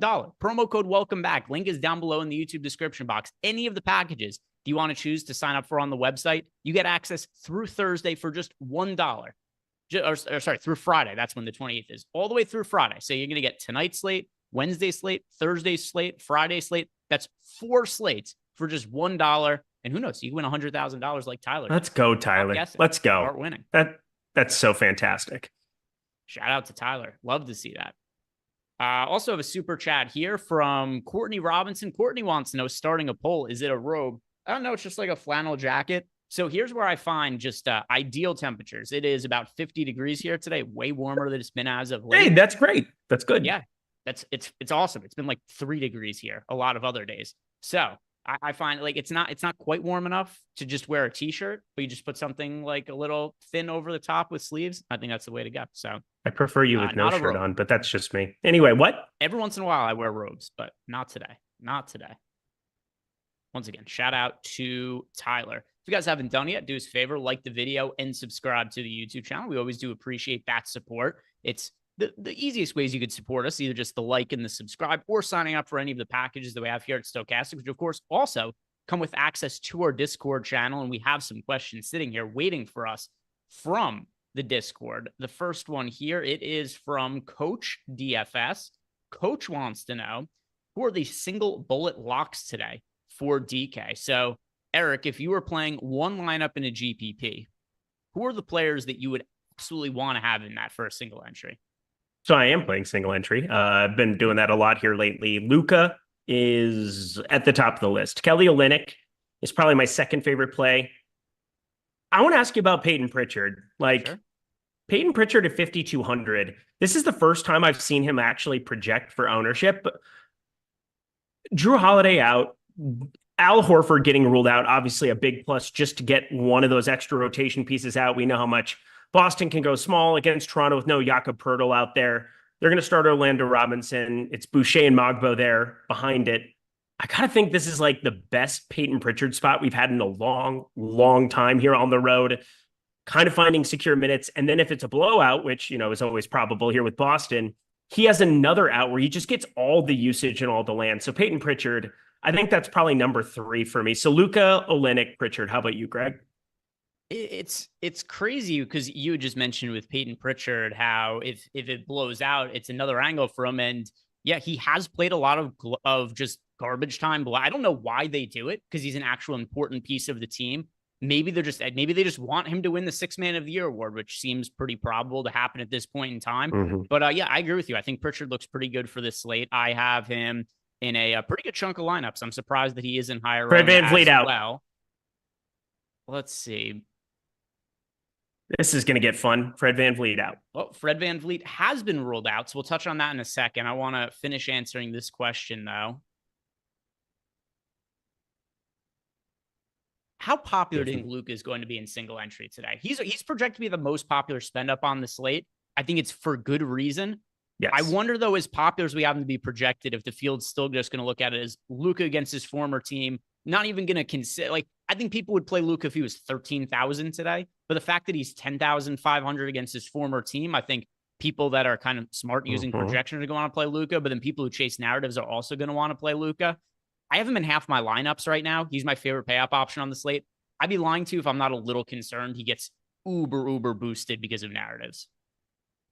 I mean, do we want to do Nuke of the Night? Not quite yet, because I still want to finish answering this question, then hit on the Van Vliet news. I love Luka Doncic for what it's worth, but I love somebody else too. The Fred VanVleet news is obviously going to lead way to exactly what I was talking about. I think Amin Thompson slides into the point guard spot as opposed to playing the 4. And now Dylan Brooks news really matters. Jayshawn Tate news really matters because, as I said before, Cam Whitmore, I don't know how many times I just wake up and it's like, all right, I'm going to just toy around with our projections and see what I would do in the event that you get him ruled out. And every single time Cam Whitmore ends up being in like 80% of my lineups when I run simulations or just kind of screw around with the boom bust tool and remove Van Fleet, remove Brooks, remove Tate. It's just like a guy that I can't get away from on any of these slates. And it's an up pace spot going up against Milwaukee. So I don't know. Cam Whitmore already, as you said before, I think that it's been very tough sledding. Is he even going to be a part of the rotation? There hasn't been Fred VanVleet there for a little bit, and you only got 10 minutes. But you get Brooks out, you get Tate out. This is definitely the guy you want to keep your eye on. We'll see. We'll see what ends up happening there. So anyway, I'm going to say Luka for, if I have to pick my 3 favorite guys for single entry, Luka as a pay up option. Vince Williams, still my favorite value option as of right now. If you want to go to a cheaper contrarian option, Orlando Robinson, just because he's going to be in all likelihood starting, which you had referenced before as well, decent fantasy producer. Maybe could even also play garbage time just because like he's kind of a garbage time guy anyway for Toronto. So considering how thin they are in the front court, Orlando Robinson, he's only around 10% owned. I like being overweight to him as a little bit more of a contrarian option. So let's talk about Fred VanVleet being out. As of now, he's been out for so long, this doesn't change all that much for me, Eric. That's what I just said. I hope people heard that. I just saw Nick V in the chat say, he's been out forever. I literally just said that he's been out forever. But what it is that if you had Fred VanVleet in and then you got the other 2 out, I wouldn't know what to make of it. But this is the first domino to fall. I'm not sure what to make of Dillon Brooks. I'm not sure what to make of Jae'Sean Tate, who, wouldn't be a huge part of that rotation anyway, but it's just another body that could fill in time and, can play the 3 next to a Jabari Smith, next to a Tari Eason. I just want to be paying attention to it because the more dominoes that fall there, the more it gets a guy like Cam Whitmore into play. And like Jabari Smith and Tari Eason, where they are, 5,200, 5,600, I think the most appealing thing would be to get Tari Eason starting, which I just don't think is going to be the case going forward. But we saw 38 minutes for Jabari Smith against Minnesota. I mean, this is probably getting into a spot where, if you get Jae'Sean Tate, Dillon Brooks out there, it really, Tari Eason's going to start. We got that news really early. Yeah. That's interesting. Eason starting. So the other reason why Tate doesn't really matter to me is we also don't have Tate. We have Tate projected to play 4 minutes. So he also doesn't really matter to me. Like Dillon Brooks kind of does to an extent, but he's also low. He's not a great fantasy producer. We have him in for 30 minutes. Sure, other guys could slot in. I just can't imagine there's a scenario where I'm going to be getting to very much from the Houston Rockets. Maybe some shots on guys like, Şengün, Thompson, Jalen Green. Maybe these guys show up in a lineup or 2. I just can't imagine any of them are going to be in Brooks's in. We just found out. I just can't imagine any of these guys are going to be priorities for me, though.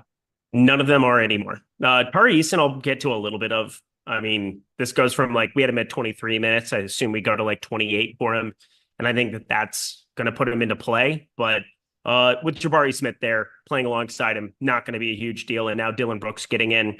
Yeah, this is just a much worse situation, no doubt about it. Yeah, and we'll see when the projections update. It's a smallish slate. It's not these guys are unplayable, but they just kind of already have been priced for the situation here. Let's see if there was any other questions waiting for us. If not, I know Eric is itching to do the nuke of the night. So, okay. One more question sitting in here, then we can do the nuke of the night. But we have here from Sniffs1234. He wants to know, is it worth taking shots on the Charlotte backup guards that seem to be getting good run during blowouts? Boy, we've reached the point of the season where just like, hey, do we just play these guys in the event of a blowout? So if you wouldn't mind, Jordan, can you pull up the Charlotte Hornets in our projections? This fucking team. Just punch me. Yeah. The amount of... I assume that he's referencing guys like Damian Bow or somebody maybe like KJ Simpson. I don't really typically like rostering guys and just chasing blowouts. First, blowouts are not as prominent as we think them to be. And then even if they happen, it's not like players sit for the entirety of the second half. You're getting 6 extra minutes for guys at the end of a fourth quarter. It makes sense for 2-game slates, maybe 3-game slates. It makes sense for showdown slates. I don't know. I'm not going after like KJ Simpson or Damian Bow tonight. Are you, Eric? Yeah, I am, but Garland ruled out. So remember before this show when we said we thought everybody was going to play, nobody is playing. I mean, this is just getting stupid. I mean, Garland's out. We got freaking Fred VanVleet out. Our pets' heads are falling off. I mean, it's just insanity. So let's see with so you said you are going to take shots on Damian Bow? Oh, I'm sure going to take shots on Damian Bow. We have him projected for all of like 11 PRA, but he's 3,600. And the big thing for me, and I think this just kind of leads into my plan for the slate as far as like, can I find a low owned option? And I think the most interesting low owned option on this entire slate, if news breaks a certain way, is Olivier Maxence Prosper at 3,800. Like, if you end up getting PJ Washington out, I think that's just kind of like your next guy up. If it ends up being, Max Christie steps into the starting lineup, that wouldn't completely shock me either. You could, potentially have him. It doesn't really make sense though in the landscape of it with LeBron and Jackson Hayes. I think you got to have something in the front court there. So I think Olivier Maxence Prosper probably the most likely at 3,800. I think finding ways to 200, or we're going to have Luka exposure. We're going to have Nuke of the Night exposure. We're going to have some other guys exposure. And I think that there's just ways of like getting to some of these Charlotte pieces, taking random shots on, as disgusting as it is to say out loud, Seth Curry, taking shots on some of these other guys. This is just one of those slates on a 7-gamer. There's no value. And there's got to be something that you fire up if you want to be rostering Luka Doncic in bulk, the same way that, I think we all kind of do. If you want to be rostering the Nuke of the Night, if you want to roster, De'Aaron Fox and Zion Williamson, these aren't exactly cheap options. And right now, everybody's flocking to Vince Williams Jr. There's lots of ways where Vince Williams Jr. doesn't exactly smash. He's not exactly going to get projected by over 20 minutes anywhere. So, like, if you can avoid that one piece of chalk smashing in the early window, there's ways of moving Charlotte pieces around, and you get 2 hours to be able to react to how he plays in that game at the identical 3,600 tag. So for me, I do think Bow is probably, with 24 minutes we haven't projected for, at least more interesting to me than what it would appear the field thinks. Yeah, we've got Damian Bow in for 24 and a half minutes and 14 and a half fantasy points. So that's where we're at. And if the game's a blowout, maybe he gets up to 30-ish minutes. If he was to play 30 minutes at our current per minute projection, then you'd have him in for what, like 17-ish fantasy points at $3,600. So maybe gets up to 30 if the game's a blowout, but we shall see. Eric, I'll leave this up to you. We've got a couple of super chats waiting for us. Do you want to answer the super chats? Or I know you've been itching to do the Nuke of the Night. Which one do you want to go? Let's do the super chats. Let's be men of the people. All right. Well, Eric is edging. He's edging the Nuke of the Night. He's not ready for it yet. He's not. Jordan? No. Don't be premature, Jordan. Wait for it. Got a couple of super chats to answer. Avi Schreier. I'm such a child. Don't mind me. But by the way, these super chats are going to be easy for us to get through. These are the best kind.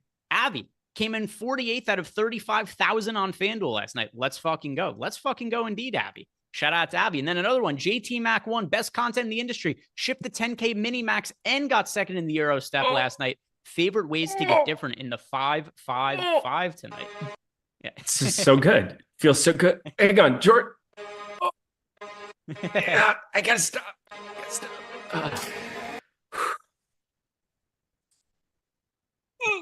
Slow it down, Jordan. Just slow. No. Speed it up. If you speed it up, it doesn't feel good.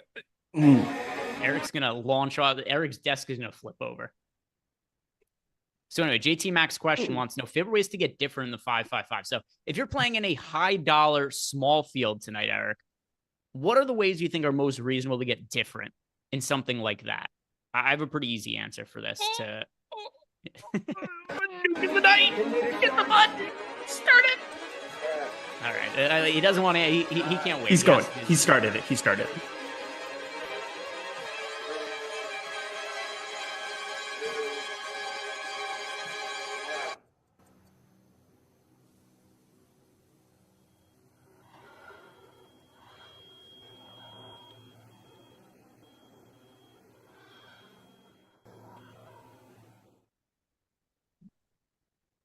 One of the stranger bits ever. Not gonna lie. So JT Mack is playing in the 5-5-5, but you said screw this guy. We have to do the nuke of the night right now. Is there going to be a tie into this, or are you just done to get information out to the people? Well, I was either going to play in the 5-5-5. I'm playing in this 100 single, like the normal single entry that I normally do today. But I think the nuke of the night ties into this. Okay. Does LeBron James not still play for the Los Angeles Lakers with 40.5 PRA for a projection? He is sub 10%. Sub 10% on today's slate. And I get it. Luka Doncic has fury in his heart. He is extremely unhappy with the fact that he got shipped out, that he got called out for being fat, for all of these problems. Like Luka Doncic, oh, you got this, you got that. I mean, it's just been awful what happened to Luka. And we're all going to roster Luka today in large field. But if you're making one lineup to rule them all and one lineup to find them, if you want to be Gandalf and you want to help Frodo find that ring, you need to fricking play LeBron James at 10K with small forward, power forward. You look at the rest of the position, LeBron James, Jason Tatum, Kevin Durant, Franz Wagner. Everybody's a lot cheaper there than what you've got at LeBron here. And I don't think it's that terrible to get to LeBron and Luka lineups. I think that there's a very easy explanation for a Luka ceiling game of a triple-double and LeBron coming along for the ride. Plus, LeBron is the guy you're projecting for more minutes. He's the guy who's been able to play more minutes, 38, 36, 33. Again, him and Luka getting those minutes muted in the blowout. How do you not love a sub 10% LeBron James in the identical spot that Luka is in today? I think if you're a tournament player and you take this seriously, you look at the 40.5 PRA, but you also see $500 that you're saving on DraftKings and better positionality, LeBron James, your nuke of the night. Yeah, I think he makes a lot of sense as a leverage option off of Luka, especially in some of those smaller field stuff where Luka's ownership could be even more inflated because points per dollar, Luka is very clearly the top pay up option on the slate. And I think in certain tournaments, it's going to make him very, very popular. I think it's a really good pivot play, Eric. I wouldn't want to play LeBron and Luka in lineups together if I'm hand building a lineup, but certainly as a leverage option in GPPs, I could get behind it. Here's one for me. For a very long time, we talked about Ja Morant's minutes and what's happening. Are they just going to play him like 28 minutes for the rest of the season? I feel like not enough people are taking note of his recent playing time. 34.5 minutes against Cleveland, 33.5 minutes against Orlando, only played 30.5 against Indiana, but that was a 14-point loss where he didn't close the game. So we lost out on minutes there because of a blowout. The game before that, 33.5 minutes against Phoenix. The game before that, 36 minutes against OKC. So it seems to me, competitive games, we're getting 34 to 36 minutes out of Ja Morant. His price point has gone down. His ownership is not high at all either. And then in addition to that, this is a really good game environment. The total for that game, 245.5. There's not another game on the slate with a total of 240 or higher. So we're looking at a massive difference in terms of expected pace and possessions for this game relative to all the other ones on the slate. So a low-owned Ja Morant, an underpriced Ja Morant, people not taking note of his minutes going up. I like Morant as a contrarian pay-up option. He is my second highest owned point guard next to Luka Doncic. So I'm 100% with you. I have more Ja and Luka than what I have of LeBron, but I have 28% LeBron. So again, it's easier to be 3x the field on a guy who's sub 10% there. Ja Morant still pulling around 17, 18% ownership, but I think everything you said makes all the sense in all the land. Plus 8,100 is just an asinine price tag for Ja Morant anytime. So I'm 100% with that play.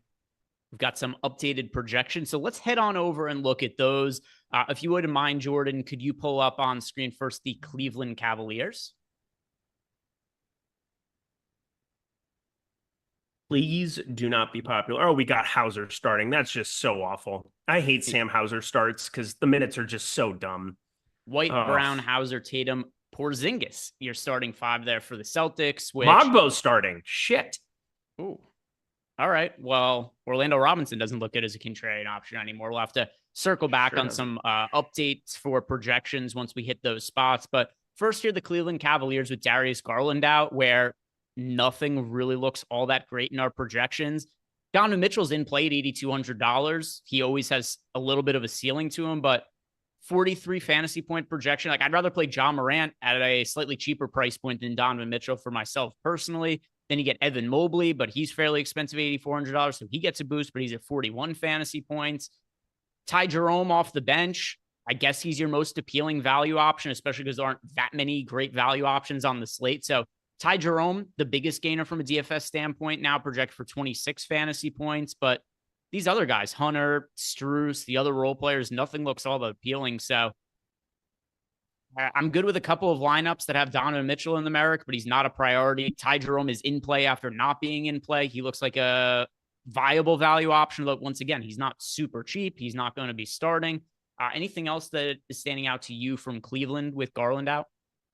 Yeah, not really. I mean, it's just such a brutal spot. It's pace. It's the defense on the other side. I had a feeling even when we updated, nothing was going to look outstanding. I think if I had to do anything whatsoever, Jared Allen, it makes sense that he's still pulling the most ownership out of everybody simply because he has the center positionality. But 8,200 Donovan Mitchell, Ty Jerome's okay. Can't really see myself getting to that much Evan Mobley at all. Out of 40 lineups in large field, playing the 15 and the 4, and then looking at like single entry stuff, just nothing from Cleveland stands out to me whatsoever as like a priority. A couple of lineups for anybody, and that's about it. Ty Jerome's the player I assume I'm going to end up with the most exposure to, but it won't be anything crazy in terms of the amount of lineups I have with him. So now let's also go and look at the Houston Rockets because we had Fred VanVleet ruled out. And a lot of the stuff we said about Cleveland, it is going to apply here, and not all that different from what I had said before we had the projections update, which is, some of these guys, Şengün, Thompson, Jalen Green, they all get little boosts. We got Tari Eason starting, but he also is kind of already priced up. So we got him projected for 28.9 fantasy points at $5,600. Jalen Green, Alperen Şengün, Amen Thompson, these guys all have upside, but they've already been priced for Fred VanVleet to be out. So nothing looks great to me from the Houston Rockets as of right now either, Eric. Yeah, it's brutal. Again, Dillon Brooks was the major domino I needed to have fall to have anything all that interesting. I do have 18% Jalen Green in my last run, but I'm assuming that's going to come down now that we got some other pieces of value, like Sam Hauser showed up, who I always hate this because Sam Hauser is one of those guys that they'll rip off the floor in a minute or two if he's not playing defense and not knocking down threes. I mean, he did knock down 2 threes against the Knicks, but he just can't guard anybody, and he's pretty flat-footed, and it's a problem. So Sam Hauser, he's out there to knock down threes early and often, and then I will say this. I think Peyton Pritchard's still going to end up being the Boston guy that I get the most of when it's all said and done, but I don't know how much... I guess it doesn't really matter as far as like early player that we get to. What do you think about Neemias Queta? Because he's not getting the starting nod, and I think that this definitely has to be a major downgrade for him. Yeah, I was assuming he was going to start, and that is not my expectation here anymore. If you look at our projections update, which, good man, Jordan's got this pulled up on the screen here. We ended up going with 25 and a half minutes to Sam Hauser. He's not a great fantasy producer, so 18 fantasy points at $3,900. We had some starts earlier in the year from Sam Hauser. I think he was like 32 or 3,300 in some of those spots, just going off memory. So he was more viable in those kinds of spots. The biggest impact of Hauser starting is what you had referenced, which is Queta was somebody who looks like a good value option at 3K. Now we have him projected for 17 minutes and 15 fantasy points. If you absolutely needed a punt, I'm not going to tell you you're crazy if you have Queta as a last man in, but with a 15 fantasy point projection, he's not somebody who I'm going to be getting to in more than maybe 5% of lineups or something. Yeah, I'd rather find $100 for like a Sam Hauser as I'm building out my single entry lineup, and I know a lot of people out there building out one lineup. Find the 100. I would not play Sam Hauser. I'd play Elf. If you're looking at that spot, which I am for the utility, so it's kind of just moving around my lineups and just making sure when I update everything here in the Sims tool that I'm ready to rock. Obviously, it automatically does it here at Stokastic for you, but we are probably, in terms of hand building, out of all the news that just dropped, I like the Ty Jerome shout out the most. I think at 4,700, he's still a sub 5K piece to get to.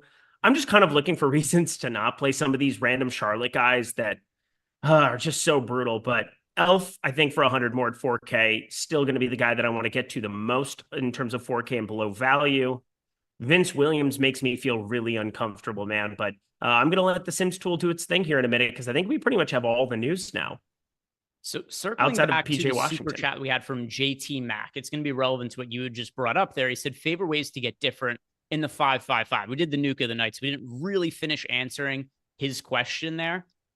For me, one of the things that I like for some of those small field stuff is just don't play Vince Williams today. You mentioned his minutes before, Eric, where it's not like we're expecting a ton from him. I think he's a very good value option, and he's somebody who I'm going to be playing a good amount of in large field GPPs. But for small field stuff where we might end up seeing him like 40% owned, now that I'm starting to look at how the slate is shaping up, I think that's an easy way to get different, is just play a value option who isn't Vince Williams.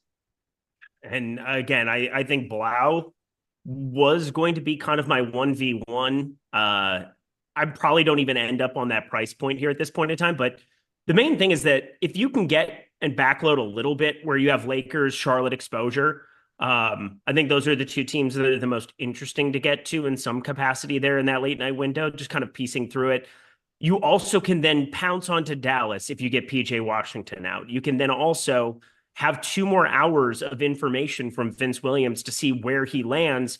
And, let's say that he puts up a pretty serviceable game and, you just need to get away from the price point in general. Awesome. But let's say he puts up 12 and everything else in your lineup looks really, really good. And you have a chance to just play Blau straight up versus Vince Williams and bypass 50% of the field in small field. Like, these are the kind of decisions that I'm making all the time, even sometimes without even being aware that I'm making those decisions. I'm just sitting here talking through it right now. But like, when I see that identical price point, when I see guys that it's like, oh shit, I have Blau for 4 more minutes. We have him for 4 more minutes at Stokastic than we have for Vince Williams.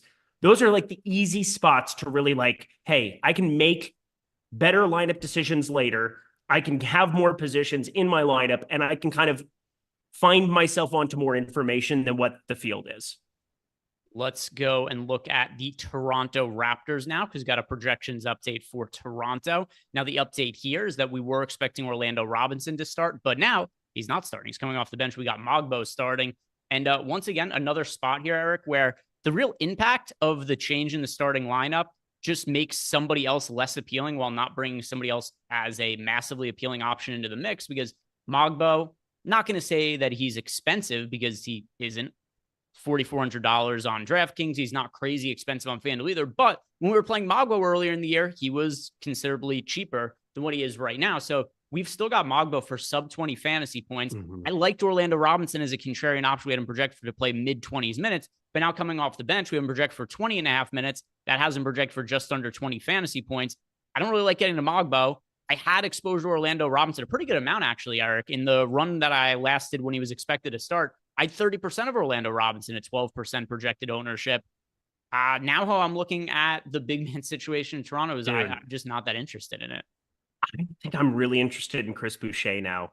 Like, there's a world where Orlando Robinson barely plays. Like, I'm always looking for an excuse to play Chris Boucher. I mean, hopefully you understand why. Like, it's the Cam Whitmore, Chris Boucher. They're just good fantasy producers. And if they randomly walk into more minutes, they smash. And Chris Boucher last time out put up, 42 fantasy points in 20 minutes. But I think that this is basically just them saying against Boston, we're going to go smaller. We're going to go to these lineups that we don't have to deal as much. Like, Mogbo's a little bit more athletic to go up against a Kristaps Porzingis. Like, Orlando Robinson's a good defender. Like, I think that that's kind of what his calling card in the NBA is.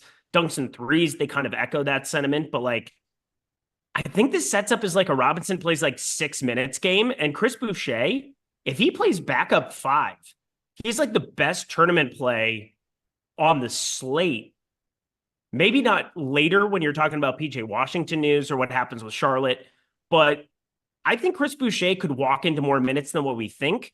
And what is his ownership right now? Because right now he's got 2% ownership. This is a guy that in 20 minutes at 4K can really, really, really pay off for you. And I think he's kind of locked into blowout run. Like, they don't really give a shit. This is probably going to be something where I boost Chris Boucher when it's all said and done. Yeah, I'll see. Looks like we have him projected for right around 16.2 fantasy points at 4K, 16 minutes. He's certainly the best points from a fantasy producer of the 3 we have. In terms of the 3 cheapish big men, we have Mogbo, Orlando Robinson, Boucher. Mogbo, pretty shit fantasy producer. Orlando Robinson, decent. Boucher, like legitimately a good fantasy producer. Yeah. Matchup is no good, but like you said, if he plays garbage time, he's not going to be playing against the best guys anyway. So ultimately, I don't think I'm going to really be playing much of any of them. But if I have to pick one, I could see an angle for Boucher. Yeah, I'm just trying to like figure out what they're going to do with backup 5 against Boston, because if Boston isn't going to run out Neemias Queta behind Porzingis, like if it's going to be, I think Queta is the first big man off the bench. I do too. They do have Torrey Craig, obviously, where he's been playing, 8 minutes sparsely here. Do I think Neemias Queta is the first guy off the bench? I don't know if I think that. I think they could go to Tatum at the 5, or they could go to a couple of minutes for Craig at the 5. I'm talking myself into some Boucher. Like, just kind of working through this. Neemias Queta has not been a part of this rotation, like, at all. And with him not getting the start, this is just so interesting because, like, I think we all thought Orlando Robinson would start again because that's kind of become the trend. But if they're just getting away from him, I think Orlando Robinson legitimately could play like 6 minutes, 3 minutes. Like, that's what we've seen in a couple of these games where he wasn't starting recently. And it just becomes backup Boucher. And backup Boucher is the best kind of Boucher, where he could just be under-owned and completely break the slate in the first game. I definitely am going to boost Boucher. I'm talking myself into it. Yeah, I mean, so for me, if I had to if you ask me who is the most upside of the 3 bigs, the answer for me is Boucher. But ultimately, I just don't think I'm going to play any of those 3 guys a meaningful amount. But got final versions of my Sims running right now. I'll see what ends up popping up there. We've got first a super chat to answer here from Connor. He wants to know DK cash game locks. He says, do I need Pritchard or fade the first game? All right. So I wouldn't consider Peyton Pritchard a lock for cash games, but he's somebody who is a pretty decent option for cash games today. As far as players I'm going to call absolute locks for cash games, Luke is the easiest one, correct? Yes. Outside of him, all right, Vince Williams, I know for tournaments, I think his minutes are pretty flimsy, but I would play him in cash games. He's the most popular cheap option, and he still projects better than the other cheap options on the slate. So while I do think that he's potentially a little flimsy for tournaments, I want to be playing him in cash games. Other guys that I want to be playing in cash games today. Kelly Olynyk. I guess I'm going to say Ty Jerome now just because the value is so shit on the slate. I think he's better than anybody else in his price range, so I'll call him a cash game option. But he did ask locks. So for locks, I'll say Olynyk, Ty Jerome, Luka, and Vince Williams. Those are cash game. The guys I think you should absolutely be playing in cash games. Yeah, and I don't think Jerome has to be in cash games, but I think he's probably a very strong consideration because what's the alternative? It's tournament plays like Blau that we're talking about. It's getting off the grid with other pieces, and that's not what you want in cash. So Luka, Vince Williams, Ty Jerome, Kelly Olynyk, all of these top ownership guys that we've talked about throughout this show, they all make the most sense. Yeah, and then Connor asking about fading the first game. There's nobody who's a super strong cash option for the first game, but if you have Pritchard in your cash game lineup, that's fine. I think that's a pretty reasonable option. If I look at my best lineup, yeah, Pritchard would likely be in my cash game lineup. Wouldn't call him a lock though. Jeremiah Robinson, favorite GPP plays over on FanDuel. Yeah, let's look at the FanDuel side of things. So over on FanDuel, who am I going to call the best GPP plays? All right, so just finished running a sim. I'm going to go with. We just got an ownership update, so I'm gonna redo it. We just got an ownership update like 30 seconds ago, so I'm going to update it one more time. All right, so FanDuel GPP options for myself. I really like getting Ja Morant. I liked him on DraftKings as well. I think he looks really strong on FanDuel at $8,100. Kelly Olynyk also looks strong, power forward and center eligibility at $4,800. Let's see. So I'll go position by position, actually. So for point guard for me, it is Morant. At shooting guard for me, I'm going to say Jalen Green for me. Shooting guard sucks on FanDuel. Sure, I'll say Jalen Green. Abhorrent. Small forward, Desmond Bane for myself. Same. Power forward, Olynyk. PJ Washington if he plays. And then center for me, Porzingis. Porzingis with definitely some blowout risk here, but the power forward and center eligible. Not that it matters because I'm just giving him out here for a center option. But $7,900, I think there's a higher minutes ceiling for him in the absence of Şengün, especially now that he's starting at center. I think that helps out his block upside. I think it helps out his rebound upside as well. But Porzingis for me at center. Yourself? Şengün on FanDuel. All right. And let's see what we have in Discord now. Discord questions. We have Pat Clay Tomstar. I feel like he's leading us on here. He wants to know, keep in mind, his name is Pat Clay Tomstar. He wants to know, do we like any of the Mavs shooting guards tonight? Is there a certain direction you want us to go here? Aren't there like 48 of them on the roster right now? Like we have so many shooting guards. Like Kyrie Irving has been a shooting guard throughout most of his career. Klay Thompson, shooting guard. Dante Exum, shooting guard. Max Christie, shooting guard. Jane Hartley, shooting guard. I mean, how many shooting guards can you have on a freaking roster?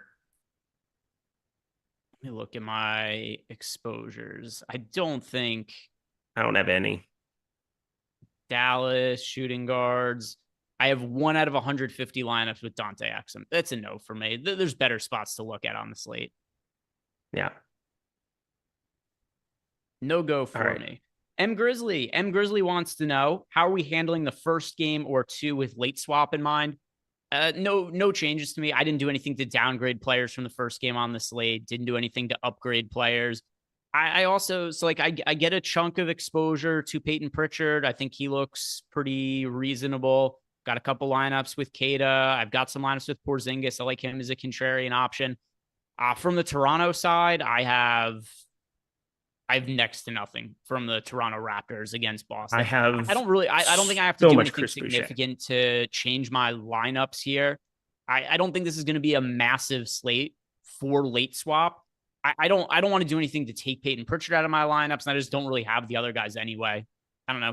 First game of the slate, Eric, anything special you're doing to it? Peyton Pritchard, Chris Boucher. How are you this fine day?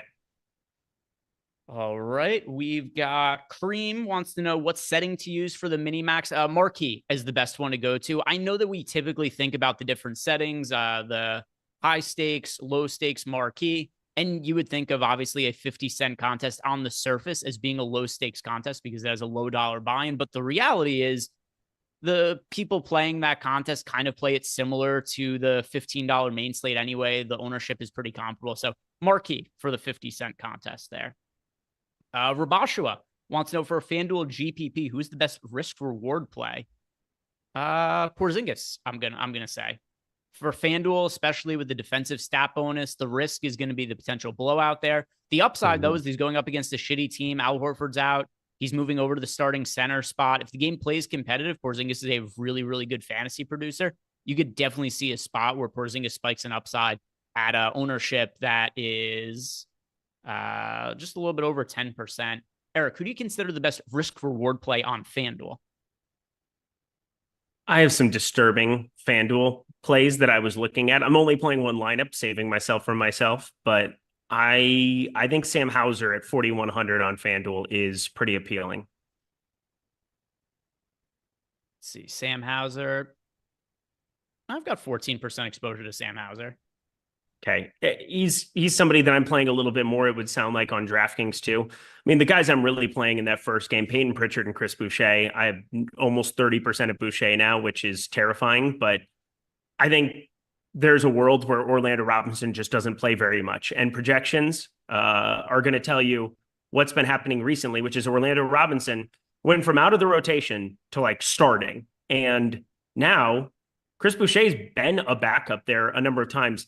There could just be a reversal where they just don't play Orlando Robinson again today. And it's kind of what I'm talking myself into here in this early game. As you said before, there's not going to be a ton of late swap, I think, unless PJ Washington's out and Olivier Maxence Prosper starts, or I think Max Christie becomes a little bit more interesting, especially because it's a revenge spot for him, I suppose, if you want to go nuts about that. But I think Peyton Pritchard and Ty Jerome, also because that's a second game right out of the gate, are more of your priorities. I'm making a calculated risk on Chris Boucher. Got the starting lineup for the Cleveland Cavaliers. We got Donovan Mitchell, Isaac Okoro, Max Strus, Evan Mobley, and Jared Allen. Once again, no Darius Garland tonight for Cleveland. If people are wondering, well, what do we make of Ty Jerome not starting? He never starts. It wasn't really an expectation. Ty Jerome, still my favorite piece to be rostering from the Cleveland Cavaliers there, and ended up showing up in more lineups than I thought he was going to, and just a product of this being a slate that's pretty shitty for value. So definitely end up liking getting to Ty Jerome for myself there.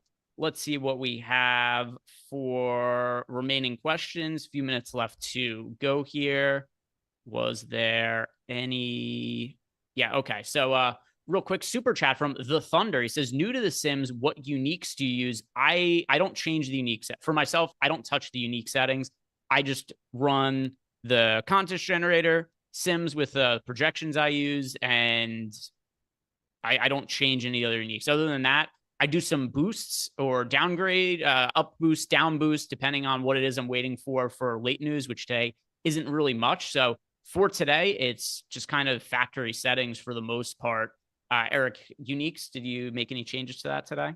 No, it is very, very rare. If you have 0 or 1, it's the identical thing. Yeah. If you just had 0 uniques, you'd run the same lineup every single time, but it defaults to 1. And I think that that's the best one to use if you're playing day in, day out. If you're looking to smooth the variance to some degree, you can definitely go to 2. 3 would be untouchable in NBA. That would be something I look at in NFL potentially, but I am very, very much set on 0 as the number that you put in that column. We have here, Gator Nation wants to know, do we like Mogbo on FanDuel? No. Like is a strong word. He is acceptable. He's a little bit cheaper on FanDuel than he is on DraftKings, but Mogbo, not a real priority for me. Even though he's starting, we only have him in for 25 minutes. He's a poor fantasy producer. He's a tough matchup. Another thing also that sucks about Mogbo starting for his own fantasy upside is now instead of playing against Boston's backups, his minutes are mostly going to be played against the Boston starters.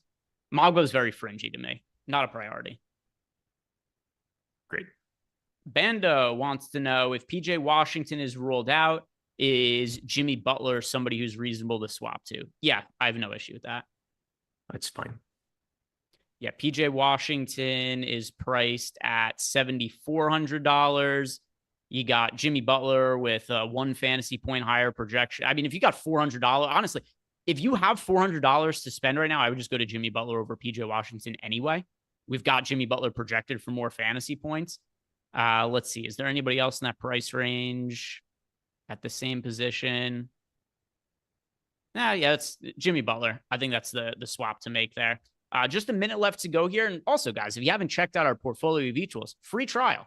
Check that out. 7 days, totally for free. If you don't like it, cool. No, just you unsubscribe. You don't end up paying. 7-day free trial. Check it out. Link down below in the YouTube description box. Tools have been crushing as of late. My bankroll thread. I haven't had a losing day in like 2 weeks now, Eric. It's been a good run of betting. NBA has been great. NHL has been great, and you guys can try it out for yourself totally for free for 7 days. Try out that link down below in the YouTube description box. If you guys haven't done yet, like this video, subscribe to the YouTube channel. Eric, any final thoughts before Josh and I head on into playback?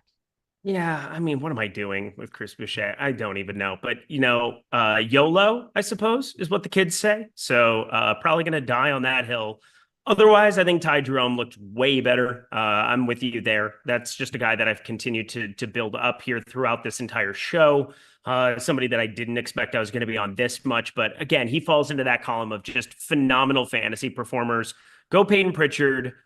Go Chris Boucher. Go Kristaps Porzingis to some degree. 7,500 on DK Center. But overall, I feel pretty good about this slate. I think it's going to have potentially some interesting wrinkles.